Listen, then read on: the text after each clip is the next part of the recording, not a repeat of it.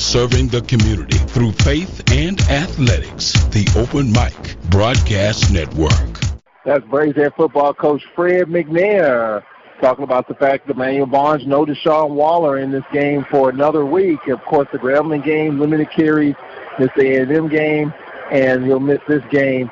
But we've got Nico Duffy, and talk about that dynamic. We're short a couple of backs, as a matter of fact, for this game. Yeah, well, Duffy did a great job last week against A&M. Carried it over into the fourth quarter, and we were able to bring in Bolt and a couple other people. But Nico's a good back, and I think mixing them in, I think Turner may be back today with Marsh and Bolton, and I think we'll be all right.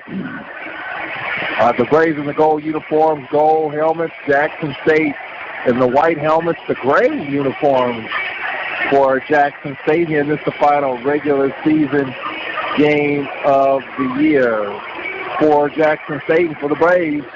A win here, and we're back at home against either Southern or Grambling. Grambling Knights and the Jaguar Nation, you know who they're pulling for today. And my buddy Carlos Brown said, "Go Tigers." Look at Carlos.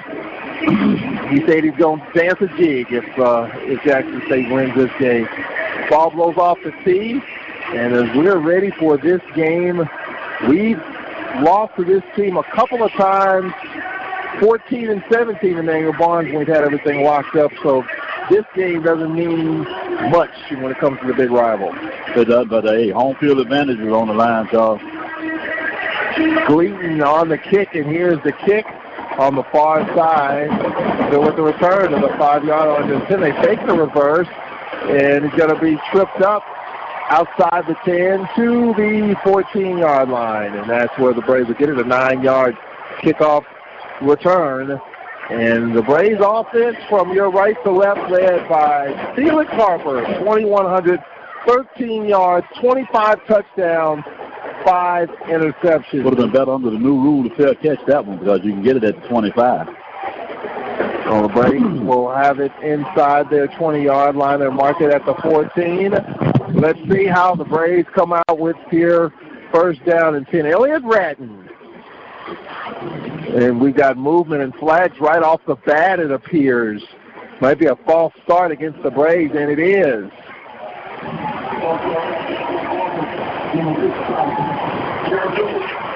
So right off the bat, a false start, and we talked about how this is hurt the Braves this season.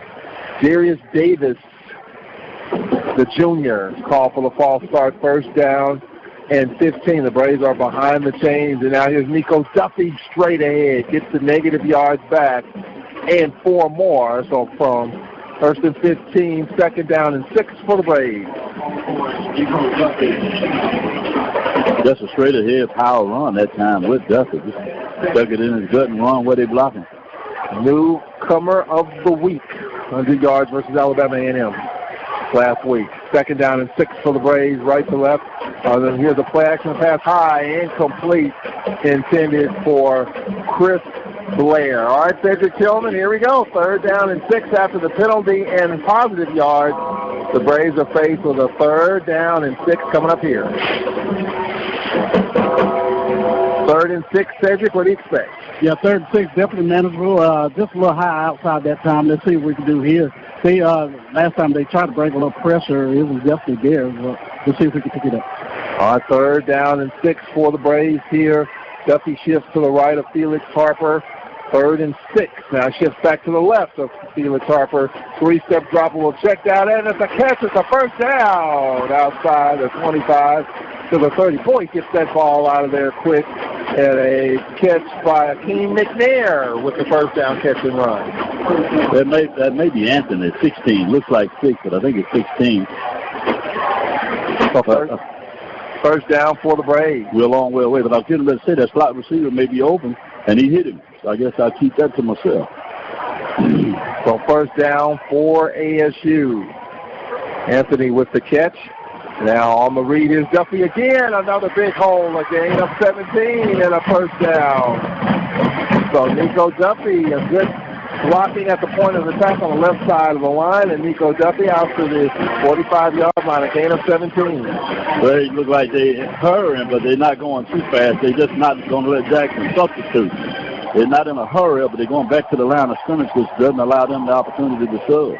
Scoreless at the start. Braves at the 45-yard line, their own 45 with 3 receivers, 2 right and 1 left. Play action for Harper. Pass knocked away. They tried a little slant route to Chris Blair. Knocked away. Second down and it's 10. C.J. Holmes knocked it away for JSU. Second and 10. Yeah, that was there. A little better throw inside. He probably had a chance to get that. The defensive back was able to come around him, and it was a good no call. He made a good play on the ball. Sun has come out here to warm things up just a little bit. Second and 10 from their own 45. We played 2 minutes of this first quarter. No score. Second down and 10. Play action for Harper. Good pockets. Got to lob this one down the field, and this is incomplete. Intended for either Chris Blair or Juan Anthony. I think, Rodarius Anderson. Yeah. So to bring up third down, Emmanuel Barnes, third down and 10. They were Anderson and the defensive back were holding hands that time. All right, so Anderson will stay in and line up wide to the left side as the JSU crowd gets up. Chris Blair, wide right on third down and 10. Third and 10 from the 45. Harper straight back to pass, looks, throws, and the ball is incomplete. Anthony sailed over his head on the slant to the outside, a little square out, and the Braves drive stalls at their 45. Fourth down coming up, and McCullough on the punt. Interesting. We went those 3 passes, and it looked like we had a little something going with the running game, and went to 3 straight passes. On that first down, we missed that slant, and then we decided to go deep, and that really put us behind the chain.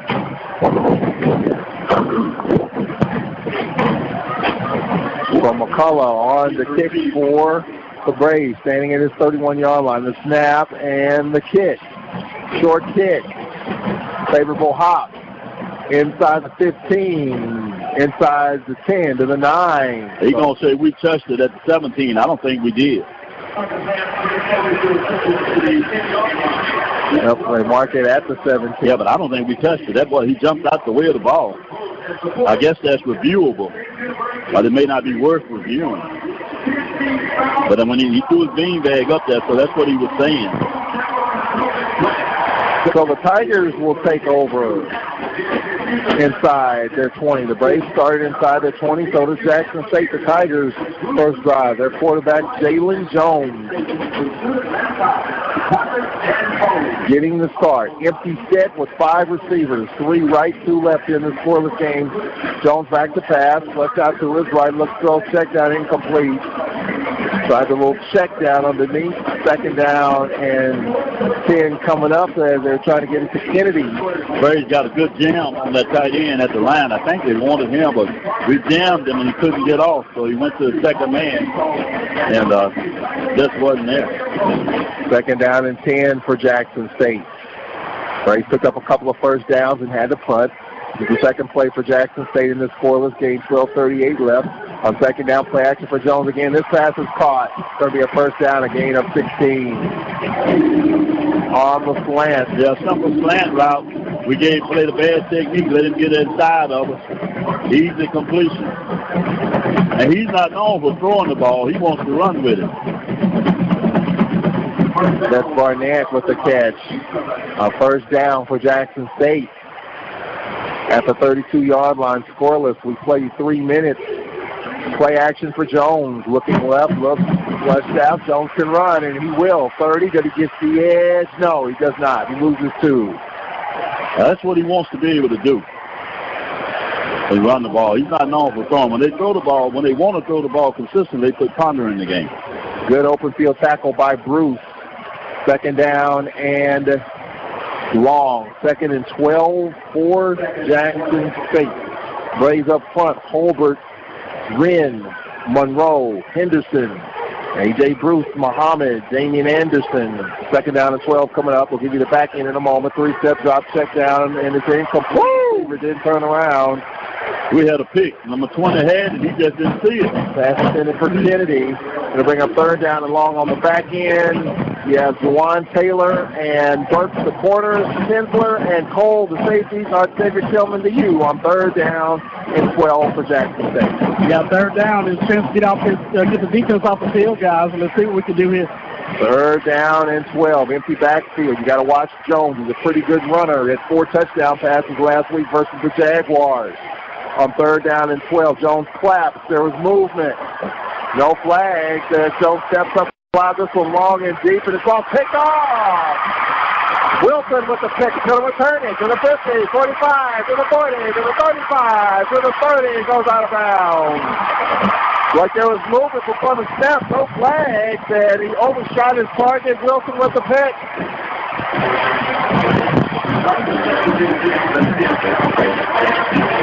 So the Braves defense comes up huge right there as Jones overshot his intended target. And the Braves defense, Emmanuel Barnes, gets off the field. Came up with the pick.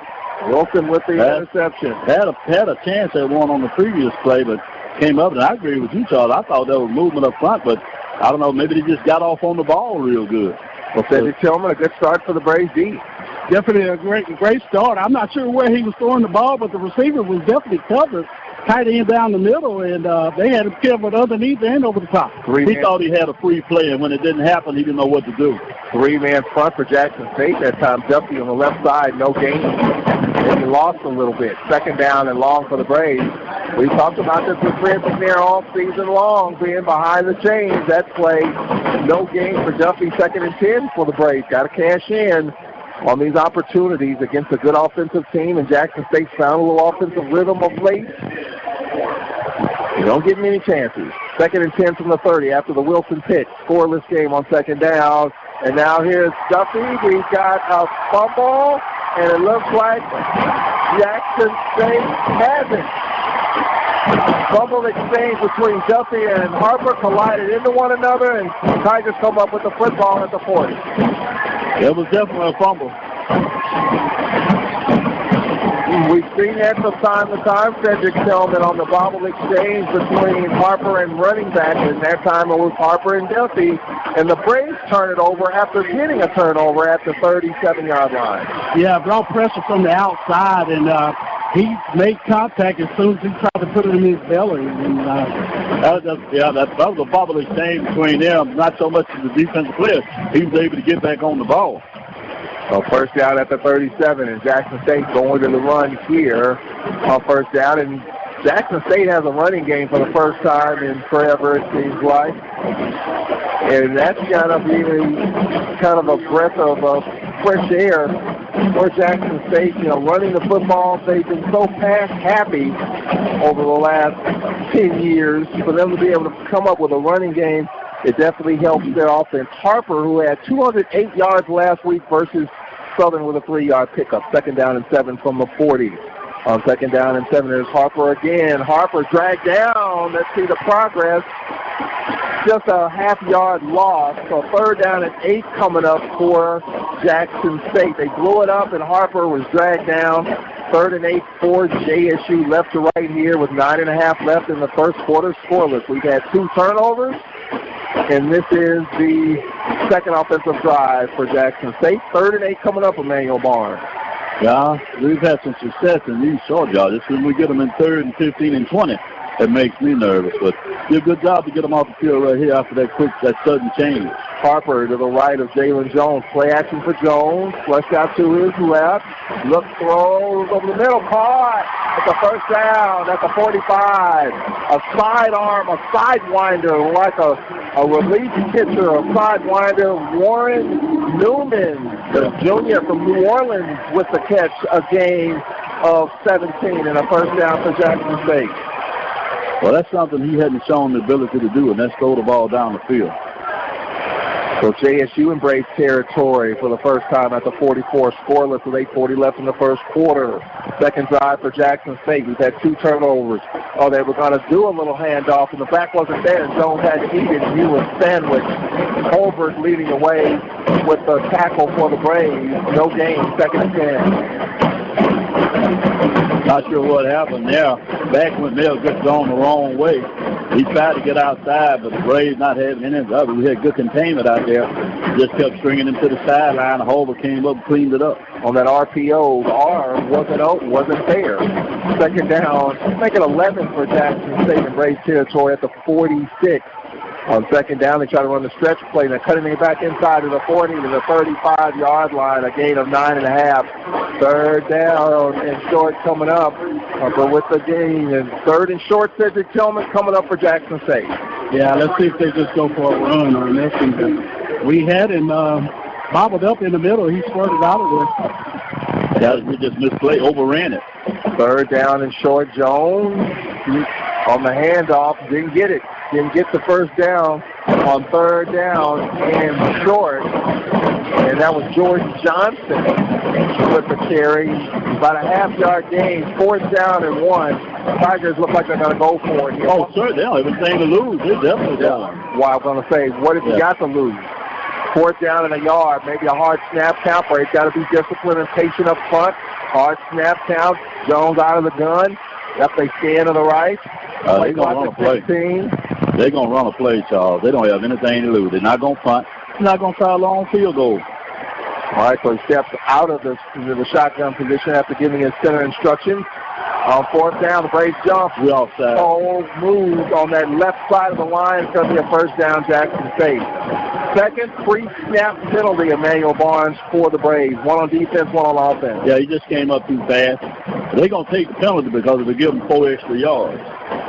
They'll bring up a first down for Jackson State at the 30-yard line. Needed one with the penalty. We helped them right there, Cedric Tillman. New set of downs for the Tigers. We did, but he still would have picked up the first down either way.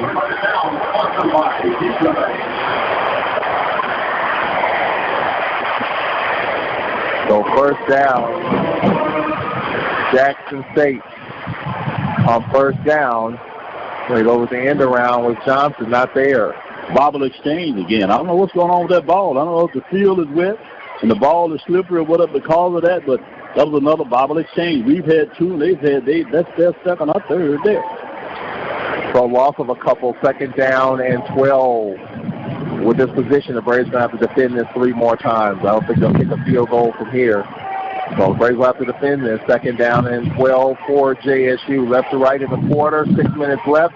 Jones back to pass, looking left, square out, across the field, caught, and not much. A gain of 4 to the 29. Third and 9 coming up, Emmanuel Barnes for Jackson State. Third down and long, and a chance for the Braves to make something happen. And Dede Bowie with the catch. I thought we might take that.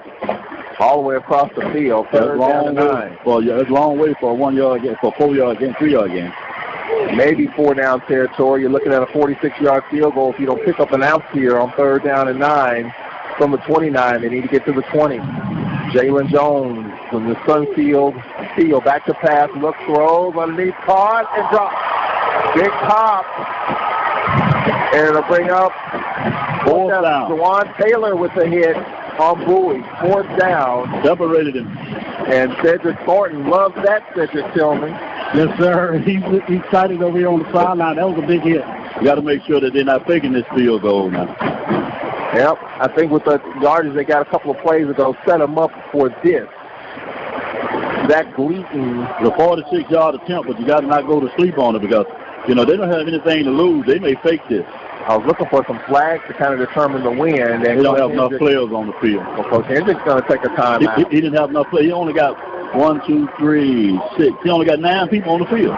So we'll take a timeout right here. 5:20 left in the first quarter. Scoreless. Back in a minute here on the Alcorn Football Radio Network.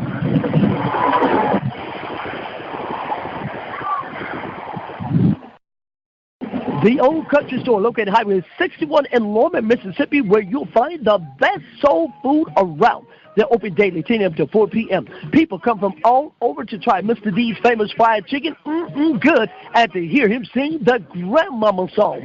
Go by and see Mr. D and his crew. You'll be glad you did. You can call them at 601-4373-661. That's 601-4373-661. The Old Country Store. They're proud supporters of WPRL 91.7 FM and Alcorn football. Go Braves, go.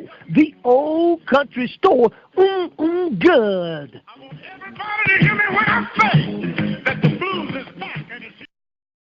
But did you know when you donate stuff to Goodwill, you help provide job training for people right here in your community?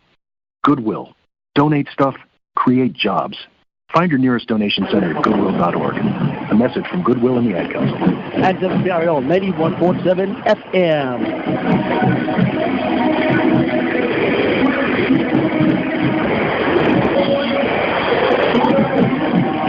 Back here at Veterans Memorial Stadium in Jackson, Tigers had to take a timeout. They didn't have enough players on the field on the field goal attempt. To watch this game on ESPN3.com. Glad you can join us on this chilly Saturday, the final regular season game of the year. The Braves have won the East based on the win last week, and now they're looking to play a game on campus in 2 weeks, either against Southern or Grambling. A Braves win, and they will do just that. A Braves loss, and we will be on the road either at Southern or at Grambling. And again, seems like a broken record, Emmanuel Barnes, but the Bayou Classic will determine the West. Seems like we've been saying that forever. Oh, the West been dominated by Grambling and Southern for a long time. So, you know, Fairview started out early in the year, looked like they were going to have a good run, but they fizzled again. Fourth down and field goal attempts coming up.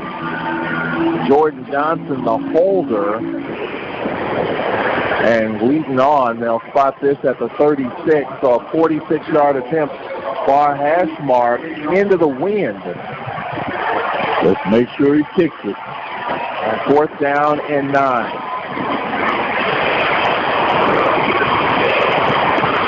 Well, snap bobbles. And now it's going to be run by the holder. And he goes down. Didn't get it out of his hands. It was bobbled, and Morrison knocked him down. With the tackle. Morrison at the 42-yard line playing in his final regular season game. The senior from Corinth, Mississippi. Well, it was bobbled by Johnson, the holder, Emmanuel Barnes, and there was nothing he can do with it. He tried to run with it and had to wind up eating it. Yeah, I don't know what's going on out there today with that, but it's been some bad exchanges on the hand, and then that snap. It looked like it was a good snap. He just didn't handle it. That takes us to a timeout with 5:11 left in the first. Braves will get the football at the 42, scoreless. Back in 1 minute on the Alcorn Football Radio Network.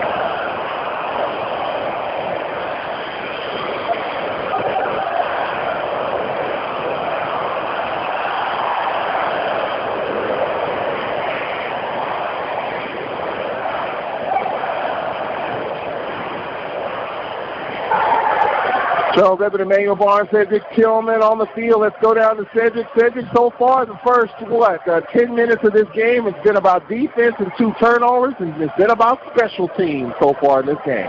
Yeah, we got to take care of these turnovers right here, man. We got to move the football. You know, I think Barnes mentioned that we started out doing well on the ground, and we just got away from it. So hopefully we can get it started again here. I agree with you.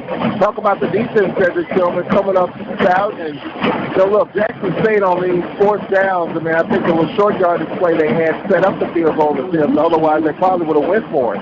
Yeah, great defense so far. We hope the defense a little bit. You know, they completed maybe a couple passes there, but yeah, we could just continue to have great coverage and pressure on the quarterback. I think we'll be fine. All right, Cedric Tillman, thank you very much here at Veterans Memorial Stadium in Jackson. Don't forget the WCRL toy drive is well underway.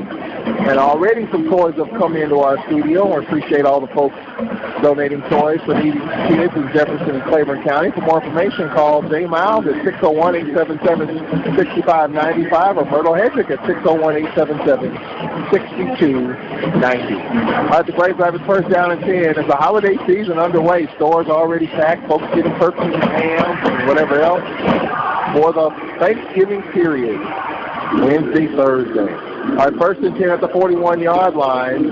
Felix Harper bobbles it, and the pass is incomplete. He bobbled it and was able to try to hit Tim McNair Jr. and couldn't hang on. Second down and 10. Somebody might need to run to the store and buy some fresh footballs, because neither team is holding these. And I mean, I don't know. Let's shift straight to him, and it just went right on out of his hand. I don't get it. Ball's wet, feels wet. Oh, no. I don't get it. Something going on. Concentration. Second down and 10 from the 42. On the RPO, Harper looking left all the way to square out, and this is incomplete. I think the receiver slipped again. McNair trying to cut it inside, but the ball went outside. A little bit of communication there. You and I talked about it before the game. The footing out there is not the best in the world. And we've seen on both sides where they try to make those turns, and the footing is just not there. Third and 10 from the 42-yard line with 5 minutes left here in this first quarter. If they stay in this defense, we can throw the ball in the middle of the field, pick up as many yards as we want. Johnson bolted in the backfield to the right of Felix Harper on third down and 10 from the 42. Bolton to the right of Harper, straight back to pass, look, throws, and this ball is incomplete as a flag. Oh, he's holding him. Pringle, the intended target, a couple of flags down. This will be a first down. First time they targeted Charles Pringle. Wait a minute. They may pick it up now. They out there talking. Oh, they're pointing the other way? I don't know what they're doing. Oh, pass interference defense. When they get the huddling up, they make me nervous. That's the first down, Cedric Tillman. The first time we targeted Pringle in this game. Yeah, the receiver held him all the way down the field, but, you know, just a couple plays ago, we feel like the defender jumped over the back of the receiver, so they're getting there kind of early. First and 10 for the Braves in Jackson State territory at the 45. They scan here. You like that, don't you? Yep. Well, scanning. That's what it's called. I'm not particularly a fan of it because it wastes time. And now here's Bolton, almost broke through, picked up 4 to the 41-yard line from the 45 to the 41. Second down and 6 with 4 minutes and 45 seconds left. The Braves are thin at running back. No Waller and no Trey Turner in this game. You got Marsh, you got obviously Nico Duffy, and you got Bolton. That's it in the backfield. Well, they did a good job last week against A&M. Hopefully we'll have a couple of those guys back for the championship game. On second down, Harper will check down, and this is tough. Bolton out of the backfield and side swipe and drop at the 40-yard line. 3rd and 5 coming up, a 1-yard gain with 4:15 left in this first quarter. Scoreless, 2 turnovers, a special teams foible, and the Braves will have a 3rd down and 4 from the 44 of Jackson State. Scoreless game with 4 to play in the first. Braves want to snap it quick. Do they stand up? There's movement. Oh, he should have snapped the ball. Yeah, well, they got back. They did snap it. He didn't snap it. There's no penalty. He didn't snap the ball. 3rd down and 4. He had snapped it. It would have been a penalty on 3rd down. Here's Nico Duffy. He's got the first down. A gain of 6. Oh, I'm glad they did, because Coach McNair was hot. Down there, him and Cedric won't know why we didn't snap the ball. Yep, it would have been a first down, but Duffy took care of that for us. That's all it is. Yeah. And a first down at the 34-yard line of JSU with 3.5 left in the first quarter. Braves on the march after the muff field goal attempt of Holder. Johnson couldn't hold on to the snap. So first down at the 44-yard, the 34 of Jackson State. Here is Nico Duffy straight up the middle, plowing his way to the 30 and no more. Let's pick up of about 4, 2nd and 6 from the 30 with 3 to play in the first quarter. That's a good pickup on first down, Todd. Anywhere in the world, 4 yards is good. 2nd down and 6 for the Braves. They need to get to the 24. They're at the 30. You do the math. They moved back to the 31. What's going on out there? So a gain of 3, 2nd and 7 as the Braves scan again. They have the tight end Everett in. They have Duffy in the backfield with Rodarius Anderson off to the left, slot man left, receiver right. on 2nd down and 7. Duffy shifts to the right of Harper, and Duffy drops for a loss of 2. 3rd down and 9 coming up for the Braves. So they blew that up from the start, and Duffy took a step, and he was dropped. Cedric Tillman, back to you on 3rd and 9 for Alcorn. Yeah, they walked everybody up on the line, and they went man up across the board. They didn't have a safety back. So you know what that was. They was coming. 3rd and 9, and you're looking at 4-down territory. You're looking at a 51-yard field goal. Well, you're not going to punt from here. Against the wind. So you may be looking at 4-down territory here. Let's see if we can pick up on 3rd and 9. Blair in motion, right, left to right. Harper backs the pass, looks, throws, one-on-one, it's there! Touchdown! There it is. On 3rd down and 9. You called it, Cedric. Yep. A touchdown on 3rd down and 9, and a beautifully thrown ball. Called it Pringle with the touchdown. Cedric, you were right there. You called it, baby. If you don't have a safety back, you don't have a safety back, you got to take a shot. Yeah, they selling out on the run. So Pringle was having a terrific season. 31-yard pass from Felix Harper, and the Braves with the lead with 1:47 left in the first. Braves took their shot and made their shot. And now it looks like the field goal is up, and it is good. A different kicker, too. That's Greg Blue with McCullough holding. Yep, so McCullough, as Fred McNair talked about, is not healthy. And Fred McNair going with Greg Blue, and he makes the PAT. That sends us to a timeout. 1:47 left in the first. 7-0, the Braves with the lead. Back in 60 seconds on the Alcorn Football Radio Network.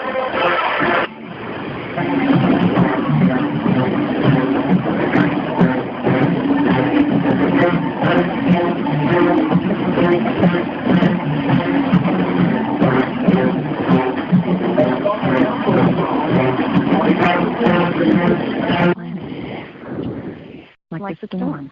When it kicked in, we had a plan. Separated. We were able to get scrambling each other and had no idea how to find each other. The whole experience was the most frightening 10 hours of my life. If there's one piece of advice I offer other moms out there, it's to stay calm. Don't ignore this message. Some parents plan ahead. Some don't. Make sure you know where to find your family in an emergency. Visit BeReady.iowa.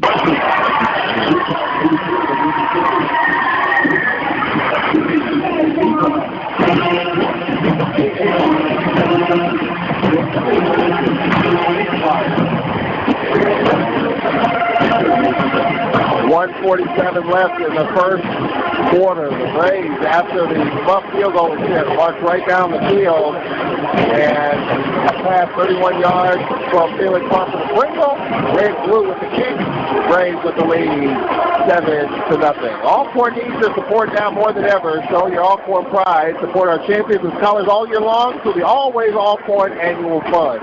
Make your gift today. Help us continue fielding leaders for the future. Call 601-877-6296. So go to their website, alcorn.edu/foundation. Yeah, it's good to bleed purple and gold, but it's better to bleed a little money. Yeah, absolutely. Just a little bit. Speaking of a little bit, the Braves converted on that drive a little bit at a time, and they went for their shot on 3rd down and 7. Well, Sarah was right. Jackson came up. There was no free safety. They set it out, trying to stop that run. They said, take a shot and see what happens. It worked out. Yeah, worked it out a little bit at a time, and then went for the big shot. And Cedric Tillman, opportunistic there. The Buff field goal led to the touchdown. Yeah, definitely got to keep eyes on turnovers. I wish we would have kept eyes on that interception there. So the Braves just got to continue to play great defense. All right, 7-0. The Braves with the lead here, late first quarter here at Veterans Memorial Stadium. Some people still call it the Soul Bowl. Some people still call it the Capital City Classic. What is it, Emmanuel Barnes? It's a regular season football game. You don't see Capital City Classic. You don't see Soul Bowl or none of this stuff. It's the regular season game between Jackson and all. Every day I hear it's the Soul Bowl. That's dead. And then the next day it's the Capital City Classic. His little swift kick returns from the 30-yard line to the 35, all the way out to the 40-yard line, 41. one. Yeah, it ain't none of that. It's a regular season game. 41-yard line. Of course, for many who know, this game used to be in Jackson every year, and a long time, way back, it became a home and home, and some people think it should go back to playing here every year. And home and home. They wouldn't do right, y'all. Yeah. Keep it home and home. They kill the golden goose. Yeah. Let's keep it home and home. And it was a great thing when it was here. Amtrak was a sponsor, Southwest Airlines, Capital City Classic. You remember that? It went from you could win 2 airline tickets to you can win a bus ticket. How many professionals you know riding the bus? How about a train ticket? Yeah. Jalen Jones flushed out to his left, got to throw it down the field, incomplete. Boy, he was being pressured. Henderson coming in, big Darrell Henderson chasing him down, and he had to basically throw it away. 2nd down and 10 with 92 seconds left in this first. What are they huddling up on? What are they huddling up on, Sid?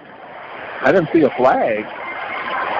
That was the receivers in the middle of the field. There was no receiver over here. Oh, so the intentional grounding? That's what we was hoping for. Yeah. That's what I thought. But, I just thought since he was outside the pocket, they're going to let it go. But he didn't throw it to anybody. All right, 2nd down and 10 with 1:32 left in this first quarter. 7-0, the Braves with the lead. Jones claps a couple of times. They blow it dead again. Don't tell the band to hush. 2nd and 10. Reset the play clock. Well, Braves bringing pressure. Big Darrell Henderson. Boy, he's a mountain of a man. Got a motor. 2nd down. And you heard Coach Richard say he actually lost some weight. He did. He came into camp looking good this year. Jones back to pass. Look. Pocket collapsing. Jones dragged down. A loss of 3. Back to the 38-yard line. A loss of 3. That's what you want to do with him. Keep him in the pocket.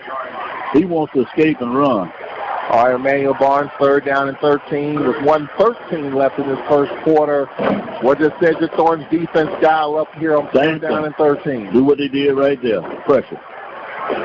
Jones has made some nifty throws in the first quarter, and Jackson State has been behind the chain. So 3rd and 13 for Jackson State. Harper in the backfield to his right. He points. Jones will clap. Play clock at 5. Play action for Jalen Jones being chased. Steps out of a tackle. Running to his right. Running for his life. He just throws it away. Hey, nobody over here. Morrison chasing him out of bounds, and he just had to get rid of it. Initial pressure, and then Morrison made sure he went out of bounds. That man Henderson again. With that pressure, forced him out of there. They'll bring up 4th down and 13 with 38 seconds left in the first quarter. Alcorn on a 7-0 lead on a 31-yard touchdown pass from Felix Harper to Pringle on a 3rd down and 7. Looks like we got Pringle back today. We've been using Anthony. Looks like that's Pringle back there now. And Morrison as well. So we got 2 people back? Something we've used Morrison. Oh, we've used Morrison, yeah. Okay. So you had me. Man, I don't see the wall. You had me shook up. Rugby-style kick, low kick, and Pringle will come up to it and just let it go out of bounds. He just, get away from it, Pringle. Good move. Good, smart move. At the 20-yard line with 30 seconds left in this first quarter. So with this score right now, 7-0 Alcorn, and I know the Jaguar Nation and Grambling fans not happy with what they're seeing right now. Braves win, and the Braves will play at home against either Southern or Grambling. I think that Bayou Classic is going to be low scoring. Something's just telling me that Grambling defense has been keeping teams at bay the last few games. Skelton's going to have to make it happen offensively. 1st and 10 from the 20-yard line. Of course, the Bayou Classic can watch it on the NBC Sports Network, not the NBC Network. It's on cable. 1st and 10 from the 20-yard line. This will be the final play of the first quarter.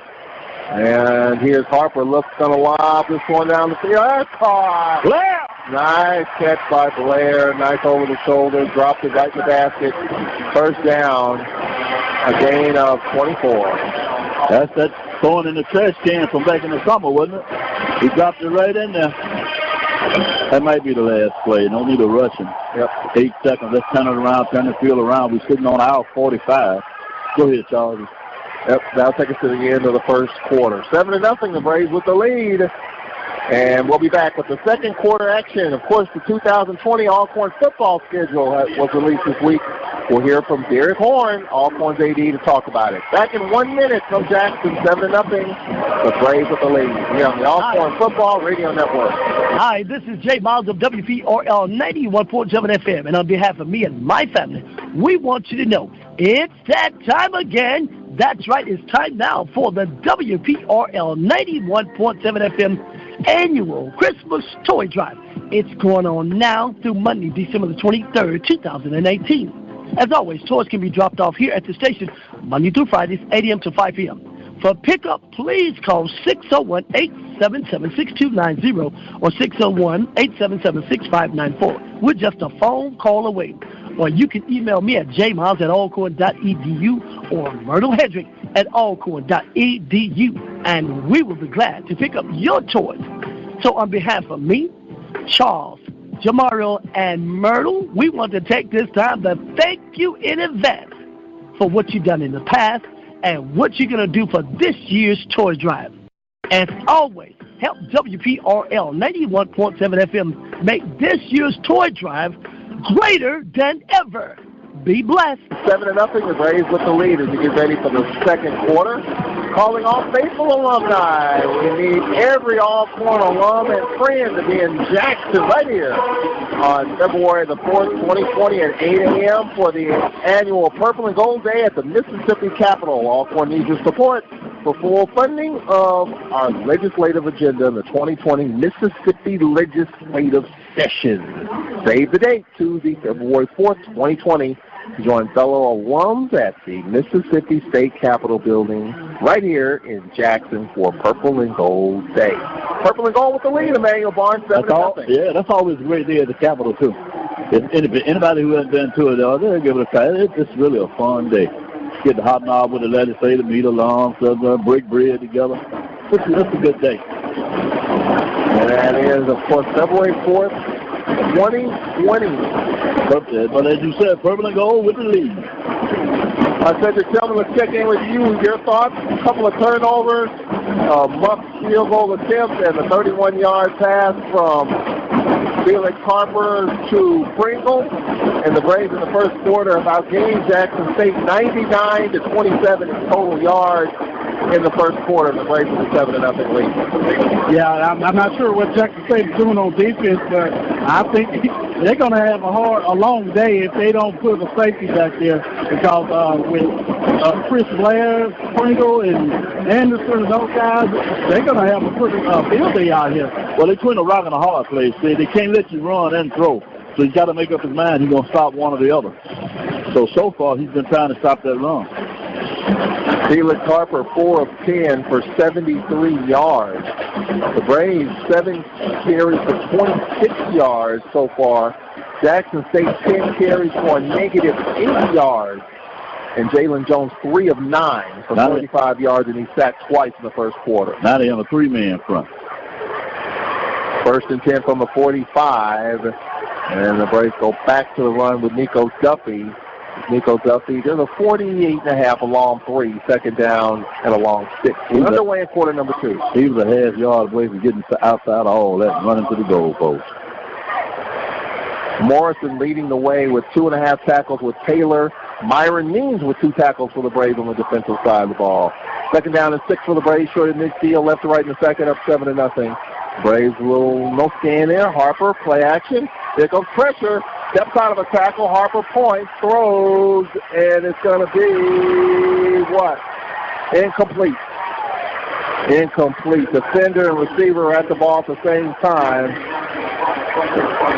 Good capability, as you like to say, by Felix Harper, and 3rd down and 6 coming up for the Braves. Good escape, but a ill-advised throw. I thought he might just turn it up and run and get however many he could get. It's only 3 or 4. We avoided a disaster there. 3rd down and 6 from their own 49-yard line, just underway in quarter number 2. Well, here we go again with the middle of this field open. 7-0 Alcorn. 3rd down and 6. Harper rolling out to his left, rolling, square out, wide open, caught.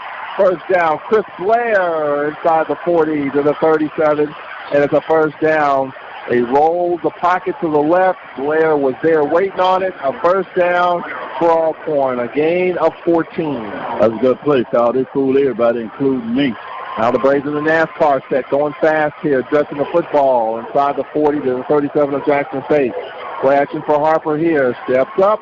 Harper to take off. Nope, he's going to throw. And this ball is, what are they going to roll? Catch. Yeah, he caught it. The dragging the feet. Down. Yeah. This Blair dragging the feet. They mark it at the 24. First down. There's no doubt he caught the ball. This doesn't matter where his foot was. Looks like Coach Hendricks says, you're going to look at it? You're going to look at it? And that's worth a look. And apparently they're not going to look at it. So first down to 24. They tell them to reset the clock. They don't want to set the clock back. He said, yeah, now. All right, so new clock, 25 and counting. Harper. Here's Nico Duffy. Duffy tripped up at the 21-yard line. That's about a 3-yard pickup. Second down and 7. Got to get the great running game going, Emmanuel Barnes, a little bit. 26 yards through the first quarter. They've done a good job of mixing it in, though, Charles. You know, mixing, matching with them. You know, run it, throw it a little bit, keep them honest. They can't, you know, they can't let them just focus on one. So we're doing a pretty good job of being balanced right now. Second and 7 as they're approaching the red zone at the 21 of Jackson State. Already up 7-0. 12:40 left here in the first half. Second down and 7. Play action for Harp. Looks, throws on the post. Caught. Touchdown. That's Pringle. Yep, he's got it again. 2 touchdowns. So the Braves with a 13-0 lead here in the first half. Boy, a quick hitter. Can't cover him one-on-one. And he threw it right on time, Frederick Tillman, right on the money. Yep, if you're not going to cover with a safety, you got that quick release. If they don't jam him at the line, he's going to beat them down the field. That was great play, great throw, and catch. Good execution. 13-0. The Braves with the lead here. We're going to have to burn a timeout. Take the timeout. Take the timeout. There you go. Just be safe with it. You can't use them in the second half. We didn't have we over the seven didn't have enough people on the extra point team. So again, we've seen Corey McCullough home for Braves Blues. Interesting strategy there. We'll talk about that with Fred McNair on Monday night. And McCullough has been banged up, has not been 100%. Trying to reduce his usage, a little load management for Corey McCullough. Holding here for the first couple of scores for the Braves. And maybe also getting Blue ready for next year. Getting a little bit of both. And I agree. I've heard what you said. And I agree with you. I think it does have a lot to do with load management, getting ready to go into the championship game. And hopefully we'll do well there and get to go to Atlanta. And, a little time to let that leg rest a little bit. But it also gives us opportunity to let Blue get some experience. But I think what you said is correct. Load management is probably more of an issue right now. That's an NBA term, load management. But yeah, they always come up with something. Everybody know what it means. Well, the question is on that load management in the NBA, would you ever see that in the NFL? They need it in the NFL. Snapback ball down, Blues kick is good. Hey, that's contact. Well, they need load management, especially for the running back, man. Getting pounded on all the time. Well, I'm a try at Cedric Tillman, who's a big Saints fan. If the Saints somehow rally and other teams fall short, the 49ers and the Packers, and the Saints have the number 1 seed locked up going in that final week 17, load management. Do you sit Drew Brees or do you play Teddy Bridgewater? We're going to play Drew Brees. Well, the biggest thing about that is 49ers have a tough schedule for these next 4 weeks. That wasn't a question. For the record, that wasn't the question. Now, well, if they lock up the seed at maybe the last game of the season, they normally do. A lot of people do that. Yeah, they normally do. I thought tickets had gone to the game, hoping Brees played, but he didn't. I can think of one school which they had done that. Up 35-7 and rolling. Oh, absolutely. I know they wish they'd have done a little load management. And the reports come out, but the last day that Stewart didn't have the NFL insurance for his procedure, to cover his procedure that he just had a few days ago. Oh. It's kind of a scuttlebutt out there now. I don't know about that. Here's the kick. That's out of bounds. Oh, I'm going to catch up to the 15, to the 20, 25, 30, 35. Fumble! Run with it! Run with it! The Braves have it on the fumble at the 14-yard line. A.J. Gross with the fumble recovery. And the Braves special teams, a bump by Jackson State on the field goal, a fumble on a kickoff return, and the Braves are in business again. Yeah. Keep your foot on the neck, Coach. Braves have it at the 16-yard line of Jackson State. That was a pretty good return, but it was stripped, and A.J. Bruce picked it up, Cedric Tillman, and the Braves are in the red zone looking to add to their 14-0 lead. Yes, let's capitalize on these turnovers, guys. You know, let's make them pay for it. All right, so the Braves, that's what the second turnover for Jackson State. So they've had a muff on a field goal attempt, a fumble on a kickoff return, and a turnover. Braves have it in the red zone at the 16, already up 14-0, looking for more. Jackson cheats up on the corners. Harper straight back to pass. The chip block. Harper looks throws high, incomplete. And they bring up second down. I think they're looking for Nigel Wood. Second down with 12:13 left till halftime. Yeah, that was a little high. A little better throw. The receiver had his body between the defender and the ball. Might have had a chance at a completion. Got a little chip on that left side to allow Harper to step up. All failed on him. Braves going into the wind. Second down and 10 from the 16 with 12:13 left till halftime. 14-0, the Braves with the lead. On second down out of a pistol, and they go to the run here on second down. Duffy, no gain. So third down and 10 coming up for the Braves. That one was dead at the start. They were kind of sitting on that. Jackson won the battle at the line of scrimmage. There's nowhere for that play to go. All right, Cedric Tillman. Here we go. Third down and 10 coming up for the Braves in the red zone. You're in good shape for 3, but you're looking for more. Yeah, let's see what they do here. Last play, Blair was one-on-one on this side. So let's see what they do here. You got Bolton in the backfield to the right of Harper. 4 receivers to each side. Harper back to pass. Looks throws, and this ball's knocked away on the post. Knocked away. Tried to float it in there, and Hampton knocked it away. So now you're going to see a 33-yard field goal coming up here. Question is, by whom? Corey McCullough with Blue the holder here. Nope, it's going to be Blue with McCullough the holder. I wonder when the last time Corey McCullough is held, whether in high school or college. All right, so this from the middle of the field, Blue on from 34 yards. I'm saying flip it to Blue and let him throw a pail. The left-footed kicker, Blue. Snap back, ball down, kicker's up, and the kick is good. Greg Blue. Blue makes it 17-0. So the Braves get something out of the turnover, and that sends us to a timeout. 17-0, the Braves with the lead with 11:22 left till halftime. Back in a minute from Jackson on the Alcorn Football Radio Network. The Old Country Store, located Highway 61 in Lorman, Mississippi, where you'll find the best soul food around. They're open daily, 10 a.m. to 4 p.m. People come from all over to try Mr. D's famous fried chicken, good, and to hear him sing the Grandmama song. Go by and see Mr. D and his crew. You'll be glad you did. You can call them at 601-437-3661. That's 601-437-3661. The Old Country Store. They're proud supporters of WPRL 91.7 FM and Alcorn football. Go Braves, go. The Old Country Store, good.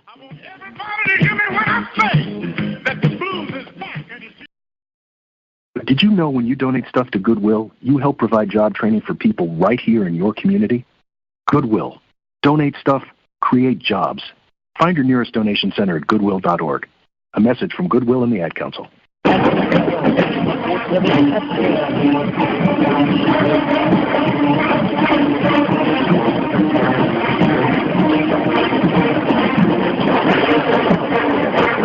back here at Veterans Memorial Stadium, 17-0. The Braves with the lead.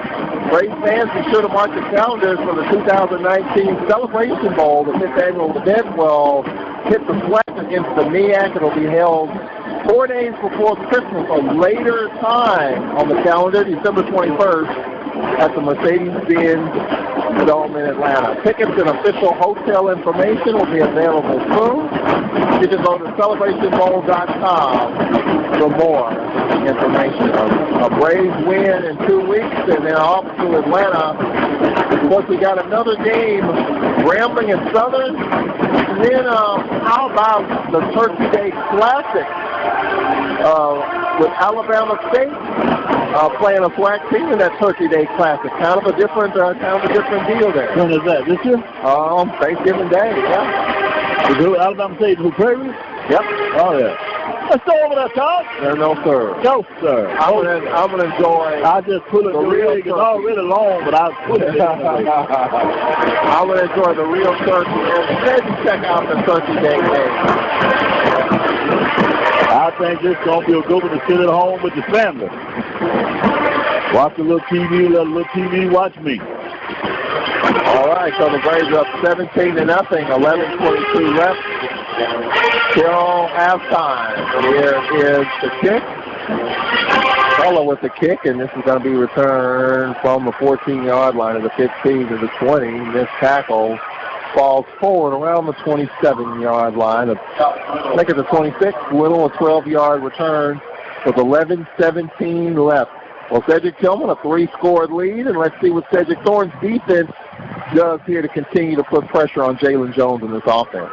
Yeah, let's see if they're going to open it up and try to throw more and give the Braves a chance at another pick off that field. Let's see what happens. We've seen one good throw that he's made, kind of a side armor in the first quarter. So Jackson State's a resilient team. They get leads, they lose it, and they fight back. So a long way to go in this one, with the Braves in good shape so far. And they go back to the run here, a loss of a yard as Harper with the carry. Harper at 22 carries, 208 yards, and in the game against Southern University, which Jackson State actually led at halftime. And Southern kind of put the ball on the ground and turned it over late in the first half to give Jackson State a halftime lead. Jackson State lost that game 40-34. JSU got a late score, but couldn't convert the onside kick on second down. No gain here.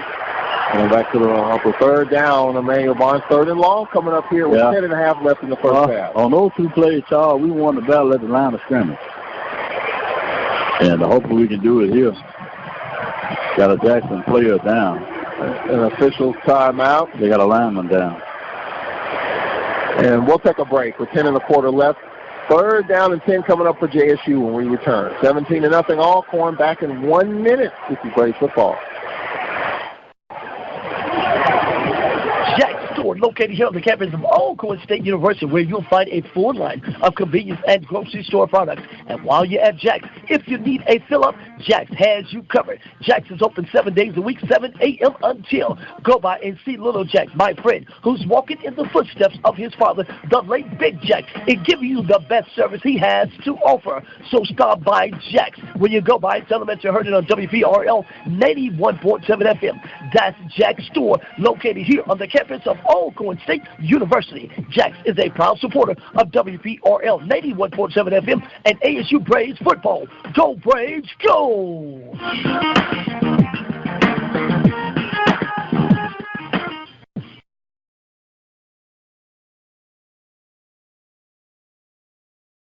But did you know when you donate stuff to Goodwill, you help provide job training for people right here in your community? Goodwill. Donate stuff, create jobs. Find your nearest donation center at goodwill.org. A message from Goodwill America. Darius Joseph. Yeah, he got a serious limp. Let's hope he's okay, though. Yeah. We want to win the game, but I don't care who it is. I don't want to see a kid hurt. Very gingerly walked, needs a little assistance.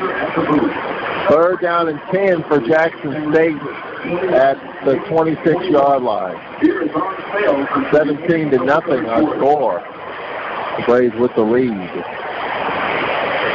Third down and 10. Braves showing pressure. They're coming. Jones back to pass. Looks, throws it down the field, and this ball is incomplete. Where's he throwing that? Oh, no. Nothing was there. Fourth down. He's still tall in the pocket. Fourth down with 10 minutes left here in this second quarter. Of course, Jackson State, coached by John Hendrick, his first full season. He was named interim head coach for Tony Hughes, who was let go by athletic director Ashley Robinson, who just got another 4-year extension to remain athletic director of Jackson State. That occurred the last couple of days. And got a 4-year extension? Well, a 4-year contract. Yeah. Wow. Yeah. So Ashley Robinson's doing a nice job here. The snap and the kick, kind of a rugby short kick. That's the way of it. And stay away from it. Roll inside the 35 to the 32-yard line. That's where the Braves will get it. And for Coach Hendrick, I think this game, this is just his first full season. So I think you have to give him time. I understand he's got a 2-year deal. I found out last night that he and Thornton worked together at Alabama State. Yeah. Yep. And Hendrick was the defensive coordinator under Tony Hughes, and when Tony Hughes was let go, Ashley Robinson, the AD, told me at media day, was really impressed with Coach Hendrick and what he was doing on that side, and that's why he was made interim head coach. I think he's the right guy for the job. I talked to Rob J about it the other day, and we believe that he is, and we'll see if people can have a little patience here. A little quick hitter and a high throw caught. A gain of 4, close to 5 yards. Just a little before he gets that ball out quick. They changed that look. They're going to a 2D. That's 2D safety now, aren't they, Cedric? Oh, I'm sorry. Yeah, it's 2D safety that time, but they dropped the corner. Yeah, they changed that look. Yeah, that's why they threw it out there. They dropped the corner that time. All right, second down and 6 for the Braves. Wood with the catch, Nigel Wood. Second and 6. Jackson State cheating up here, 3-man front. Showing pressure, they back off. Harper back to pass. Nope, it's a run. That's Duffy short of the first down by a couple. Third down and 2.5 for the Braves with 9:15 left.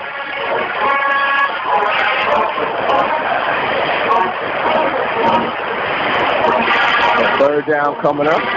Jackson State is a pretty solid program. Their women's basketball team hosted Mississippi State at the AAC the other day. Of course, for Wayne Brandt, we'll work to do there. Men's basketball, of course, basketball underway the other night. Southern took Nebraska in overtime before losing. Third down and a couple coming up. On third down, we got a first down run here. Wilson with the carry, and it's a first down, almost a touchdown. Yeah, Marshall. Hey, he went where they were blocking, Charles. Got both arms around and run where they blocking. So Marshall gets some carries here on this drive. And the Braves at midfield. With 8:28 left, here is Marsh again. Marsh with a short pickup of a couple. Second down and 8. I don't want to look too fast for our own good that time. At the 48, as we approach 8 minutes left in quarter number 3. Braves with a 17-0 lead, a touchdown here, and the Braves will be looking really good. Second down and 8 at the 48. Well, Jackson's lined up offside. On second down, Harper looks, throws, and pass, incomplete. Yeah. A flag down and play. Yeah, he's holding him all the way. Well, number 3, whoever that is, for Jackson. Cedric Tillman, I'd like to know the number of interference and holding calls have been on Chris Blair this season. Yeah, it's been a bunch. That time he grabbed it, he had the jersey. He almost pulled it down that time. Yeah. You got beat at the line of scrimmage, so bad technique. So to bring up a first down, Matthew Harvey with the infraction. So the Braves are approaching the 30-yard line at the 33 of Jackson State. With 7:45 left. Still halftime. 17-0. The Braves with the lead. In the shadows of the press box. And the Braves go back to the run. Duffy with a couple of nifty moves. Duffy down the sideline. He's going to be wrestled down at the 4. First and goal. Good blocking on the right side. And Nico Duffy had green grass. And first and goal for Alcorn. Yeah, he went out there like that time like he had grease on him. So first and goal from the 4. With 7 1/4 left till halftime. The Braves are looking to put it in the end zone here. Out of the pistol, first and goal from the 4. Here's Harper keeping it, and Harper dropped for a 2-yard loss. Oh, they got lucky. They were out of position, and we snapped it, and the kids saw Harper and just rushed down in there. Second down.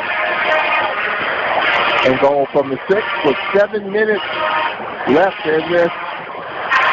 This is where we could use Trey Turner and Waller a little bigger back. All right, so second and goal from the 6-yard line. 17-0, the Braves with the lead. Second and goal from the 6. We have to throw this to Anthony at the slot. Rolling left, throws, and this is caught and touchdown. There it is. At the slot. You won't know how I know that, don't you?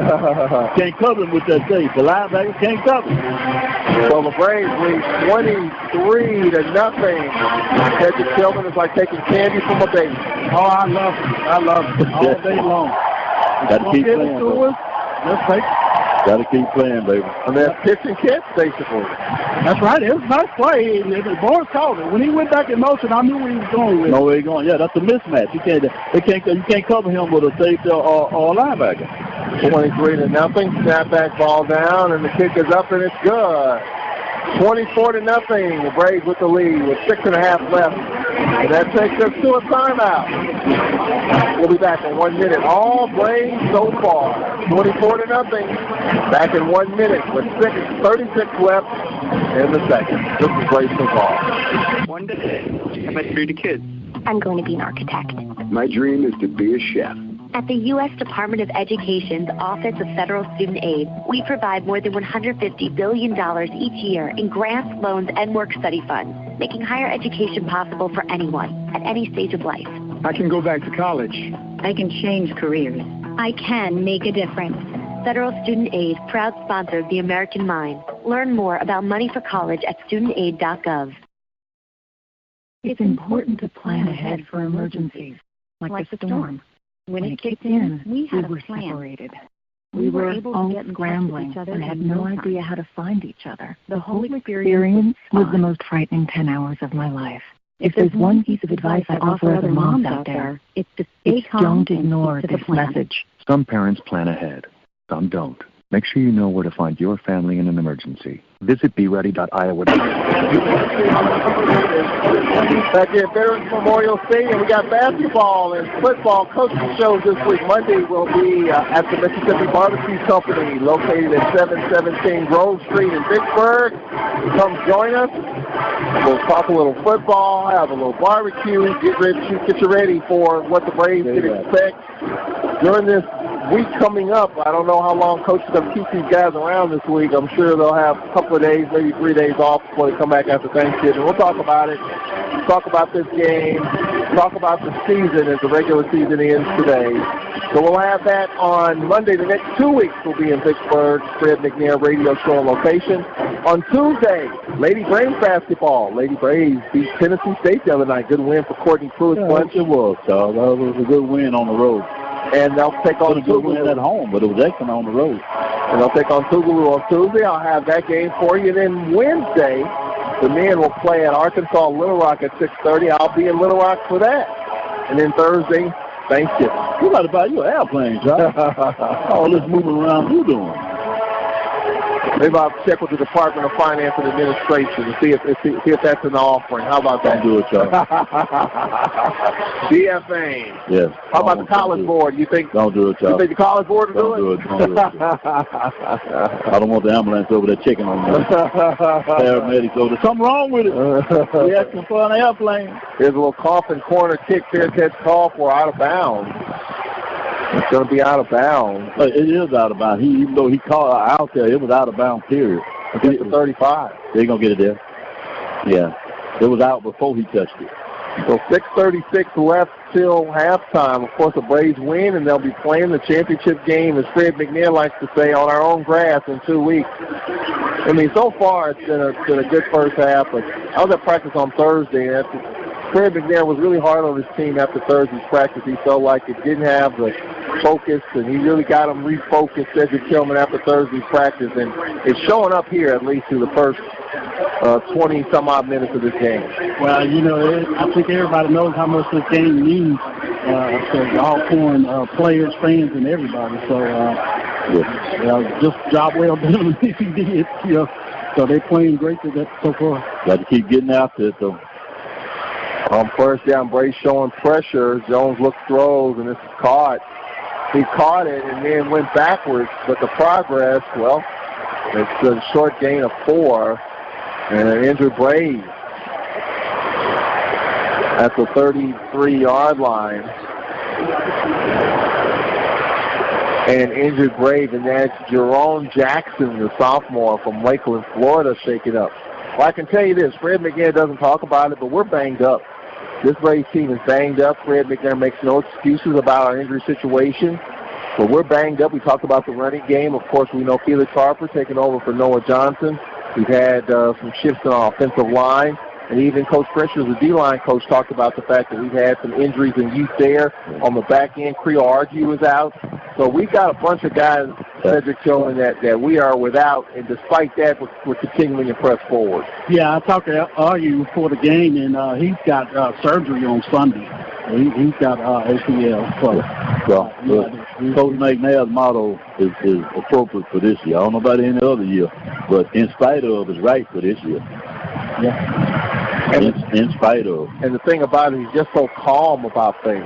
Yeah. I mean, just doesn't panic, and I think he understands the nature of this game, to where injuries are going to happen, things are going to happen, and you have to find a way. Well, he has to. If he panics, everybody else panics. It's all out of hand. So, he got to go home and don't let him see him panic. Yeah. But when you're around him, he got, just, hey, okay, let's be. Somebody got to be a calm and steady force.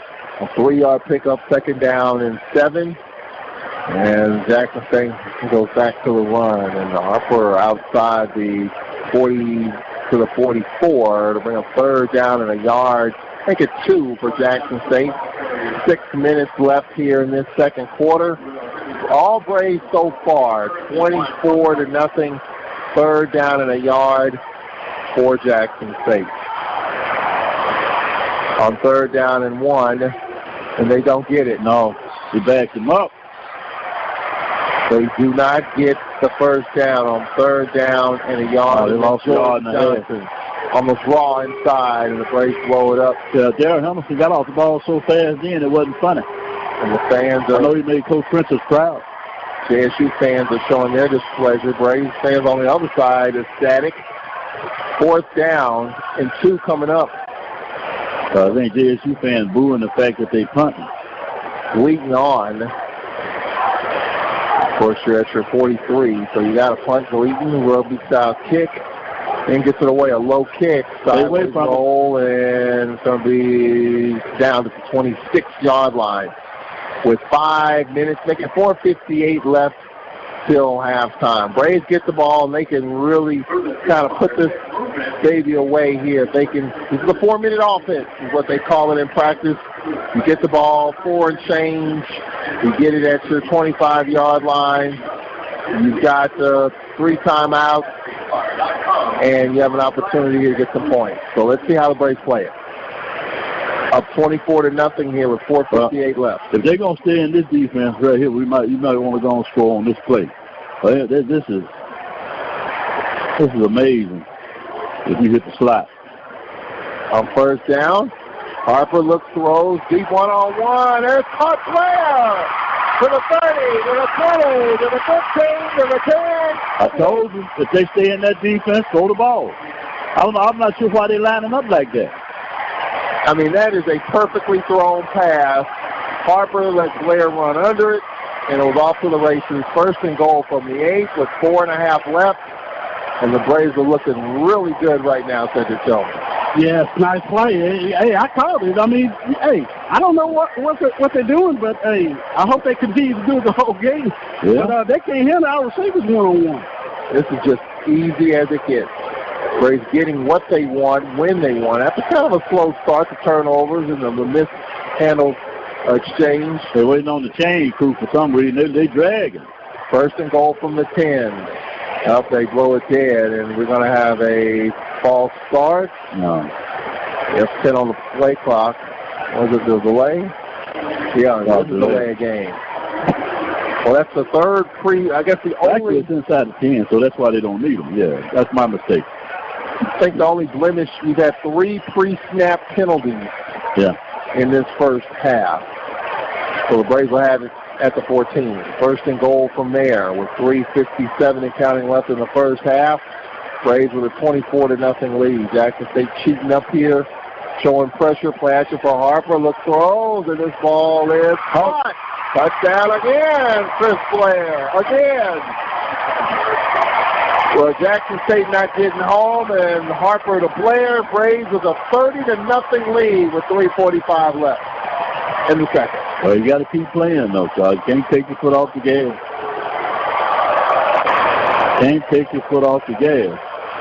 Well, this game highly anticipated considering Jackson State 2 close losses, Southern and A&M, and the Braves are taking it to them here in this first half. 30-0.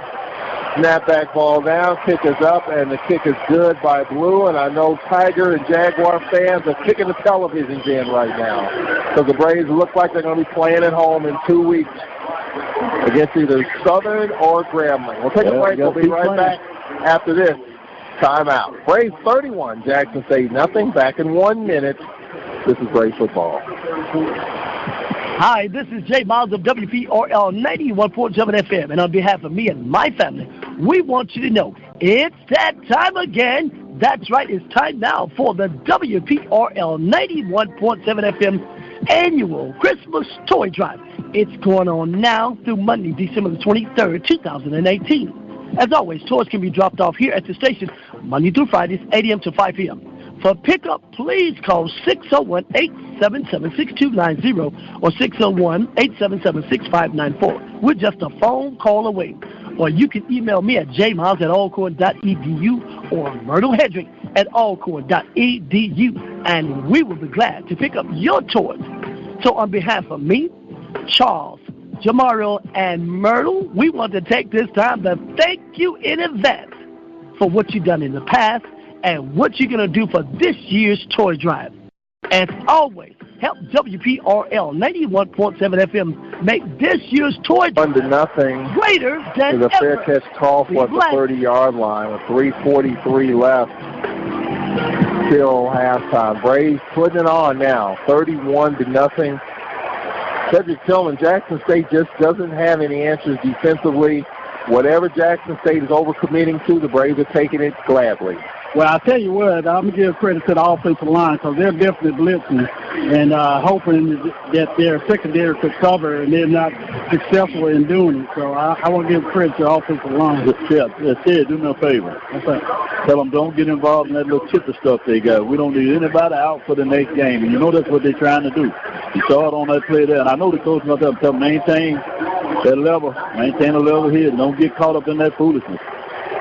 First down for Jackson State at the 29. And Tiger Johnson with a 3-yard pickup with 3:35 left till halftime. Of course, the 2020 Alcorn football schedule is out, and I think with the Master SWAC schedule already on the books for the next 10 years, you're going to see these schedules being released earlier and earlier. The commissioner's done a good job with that.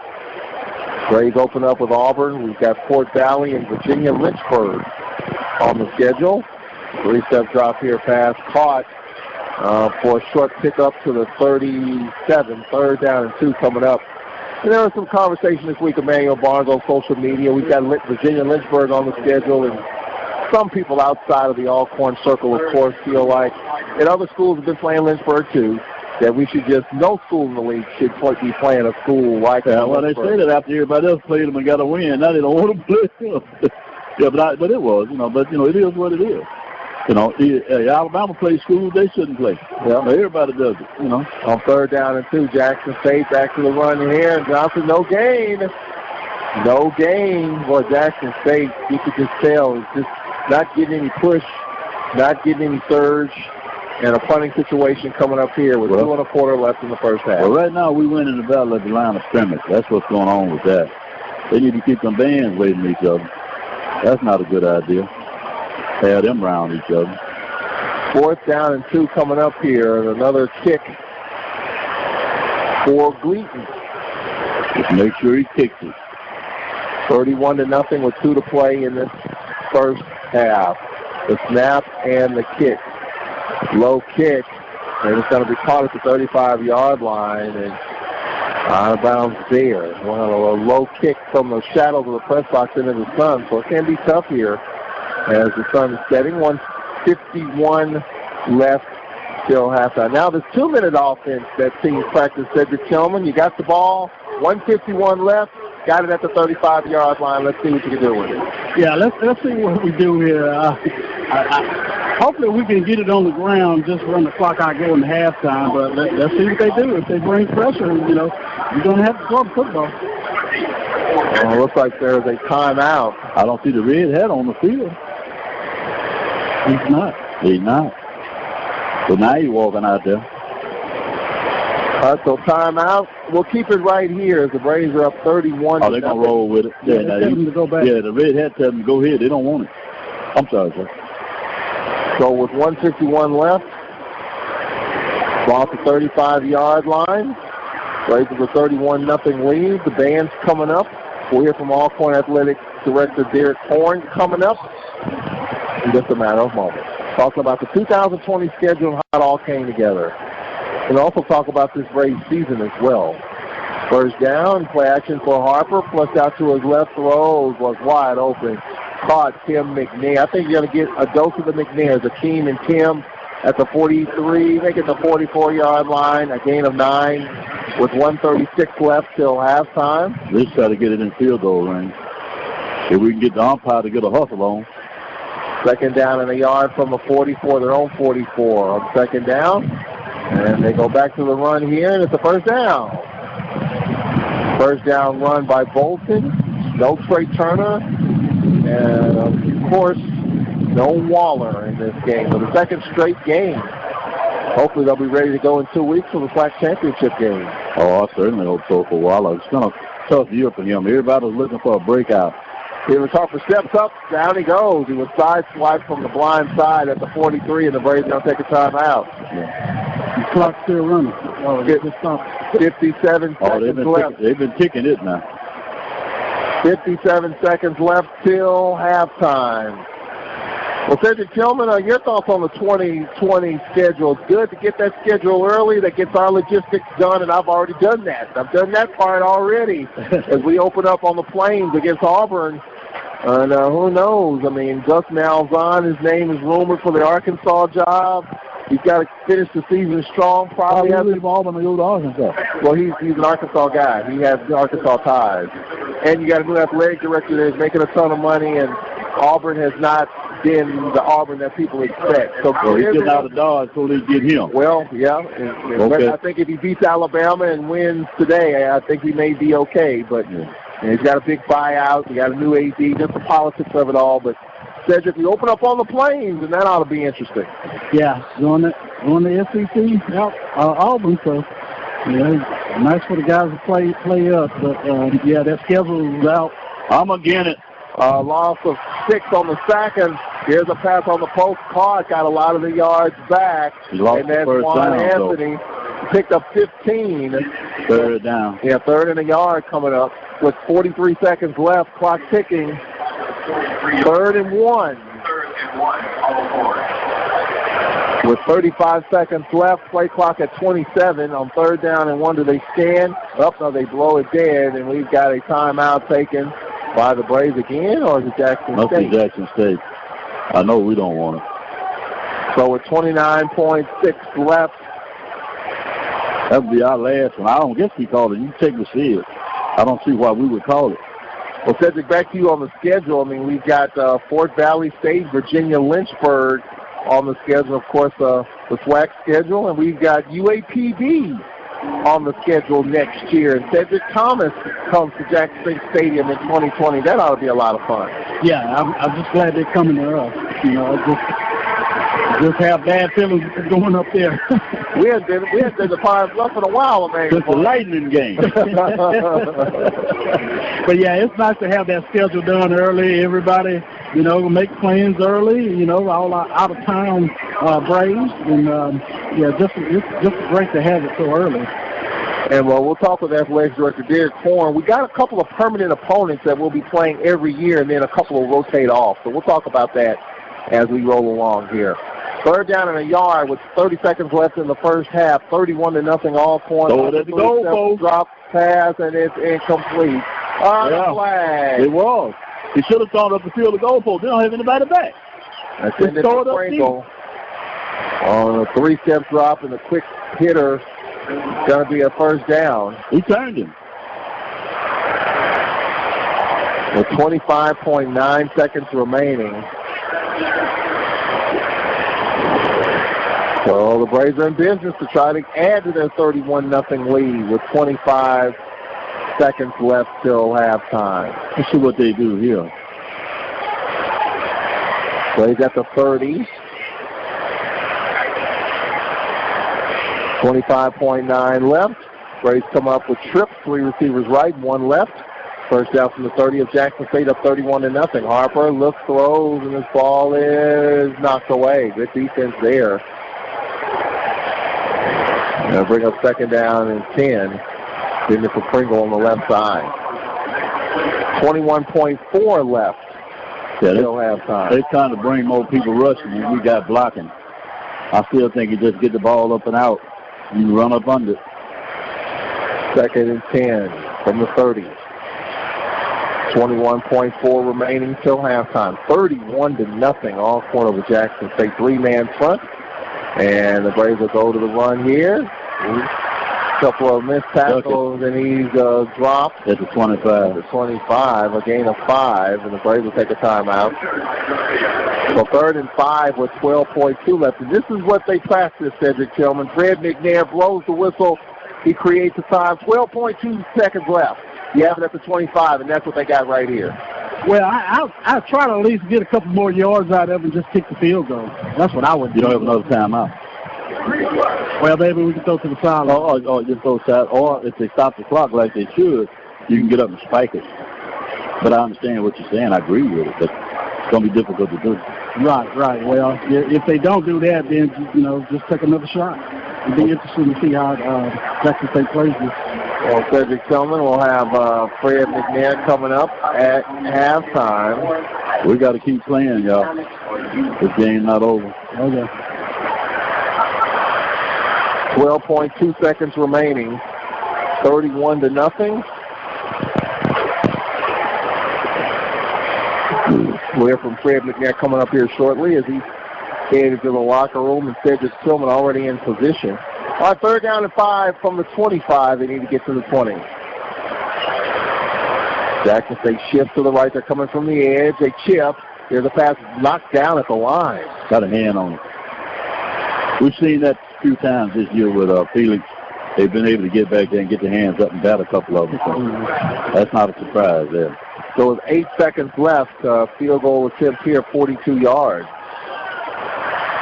Coming up here by Greg Blue, McCullough, the holder. We're going to ask Coach McNair about that coming up on Monday night from the Mississippi Barbecue Company.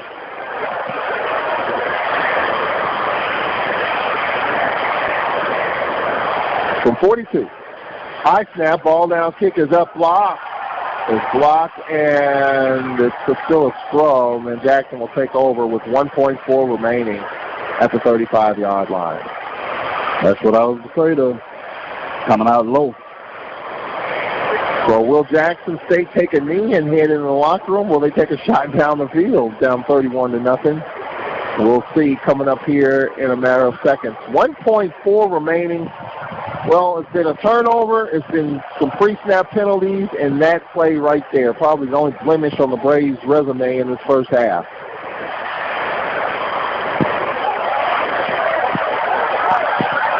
Couple of turnovers. It looks like Jackson State is going to take it into the locker room. And they'll take a knee, and that'll do it for the first half. As the Braves take a 31-0 lead into the locker room here at Veterans Memorial Stadium in Jackson. Well, you talk about going fast and staying fast. That's what the Braves have done here as they're up by the count of 31-0. Let's go down on the field. Cedric Tillman with Fred McNair. Don't seem to be clicking on all cylinders. Well, the biggest thing is we just execute, man. We just playing a solid football game. Both sides doing the best, man. So we got to come out for that better second half and score some more points. You know, they'll come back team now, so we'll can't let up and continue to do what we're doing. Yeah, that's the main thing. So how can you get the players to stay focused for the second half? It'll be easy. I go in there and tell them two things, and they'll get their focus back. Okay, Coach. All right, so Fred McNair is like, hey, we got a lot. We want more. We'll take a break. When we come back, Athletic Director Derek Horn will talk about the 2020 schedule. He'll join us coming up after this 1-minute timeout. Braves 31, Jackson State nothing here at Veterans Memorial Stadium. It's halftime. We'll take a 1-minute break. We'll be right back after this on the Alcorn Football Radio Network. Are you one of the many Americans that deal with the effects of diabetes? Diva Skin Conditioner could be the remedy that you need. Diva Skin Conditioner is a formulation that was designed with you in mind. Diva Skin Conditioner comes with a money-back guarantee. That's how confident they are in their product. For more information, visit divafeet.com. That's D-I-V-A-H, feet.com. Or you can speak with a representative by dialing 903-270-0026. 31-0, dominating on the scoreboard and the stat sheet. They've outgained Jackson State 311-42. That's a dominant performance. Look at the Jackson State, what has happened the last 2 weeks. They scored 43 against A&M. They scored 34 against Southern, 21 against UAPB. They scored 38 against Prairie View, 31 against Valley.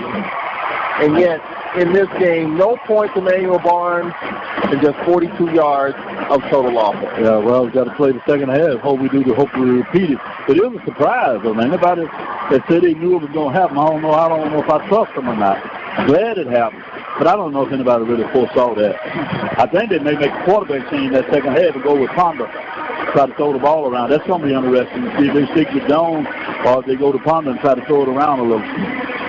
Well, in a game like this, and look, I mean, if you're Coach Hendricks, I think clearly Jones is your future. I mean, it's going to be something to win this game. You stick with Jones. Just let them figure it out, make some adjustments, or, as you mentioned, you go with something different. We'll see. Jackson State will get the ball to begin the third quarter. We've seen Blue. We've seen McCullough. And it looks like Blue to kick it. Here it is. Coffin corner right. It's going to be returned from the 25-yard line to the 31, a 6-yard return. It's Ponder. So Jalen Jones, 5 of 12 for 44-yard line, sacked twice. So you have Ponder, who started the season. Jackson State, the first game of the SWAC MEAC. Well, no, now it's Jones. They brought him off. He ran out there. So they're going to go back with him. Yeah. I mean, again, I'm just not a big fan of a 2 or 3 quarterback system. Yeah. As they say, if you got, and Project Bob said, if you got 3 quarterbacks, it means you don't have one. Yeah. So, I mean, at some point, you got to go with a guy and stick with a guy. And just going to have to grow up and, make mistakes, but you learn from it. And they on the run here and a couple of missed tackles and a gain of 5 to the 47. Well, Cedric Tillman, let's check in with you. Your thoughts as we get this third quarter underway. The Braves up 31-0. Yeah, the Braves just got to come out and continue to execute and play great defense like they did in the first half and just keep your composure. Yeah, I mean, a big lead like this, you can almost, you can relax because you feel like you have a cushion to relax, but Fred McNair doesn't want that to happen. There's a pass on the edge, and this is a catch and a first down outside the 40 to the 46-yard line. It's a first down, receiver down, as well as ping-ponged around and towards his sideline, trying to crawl to his sideline, and he's still in the field of play for the moment. If he's okay, he gets up, he's okay. So first down for Jackson State. Just underway here in this third quarter. It looks like they're trying to throw it around a little bit, though. First down, they go back to the run here with the carry a gain of 3. Second down and 7. Well, Jackson State was in the race as Daniel Crowell was the injured Tiger. They were in the race until last week.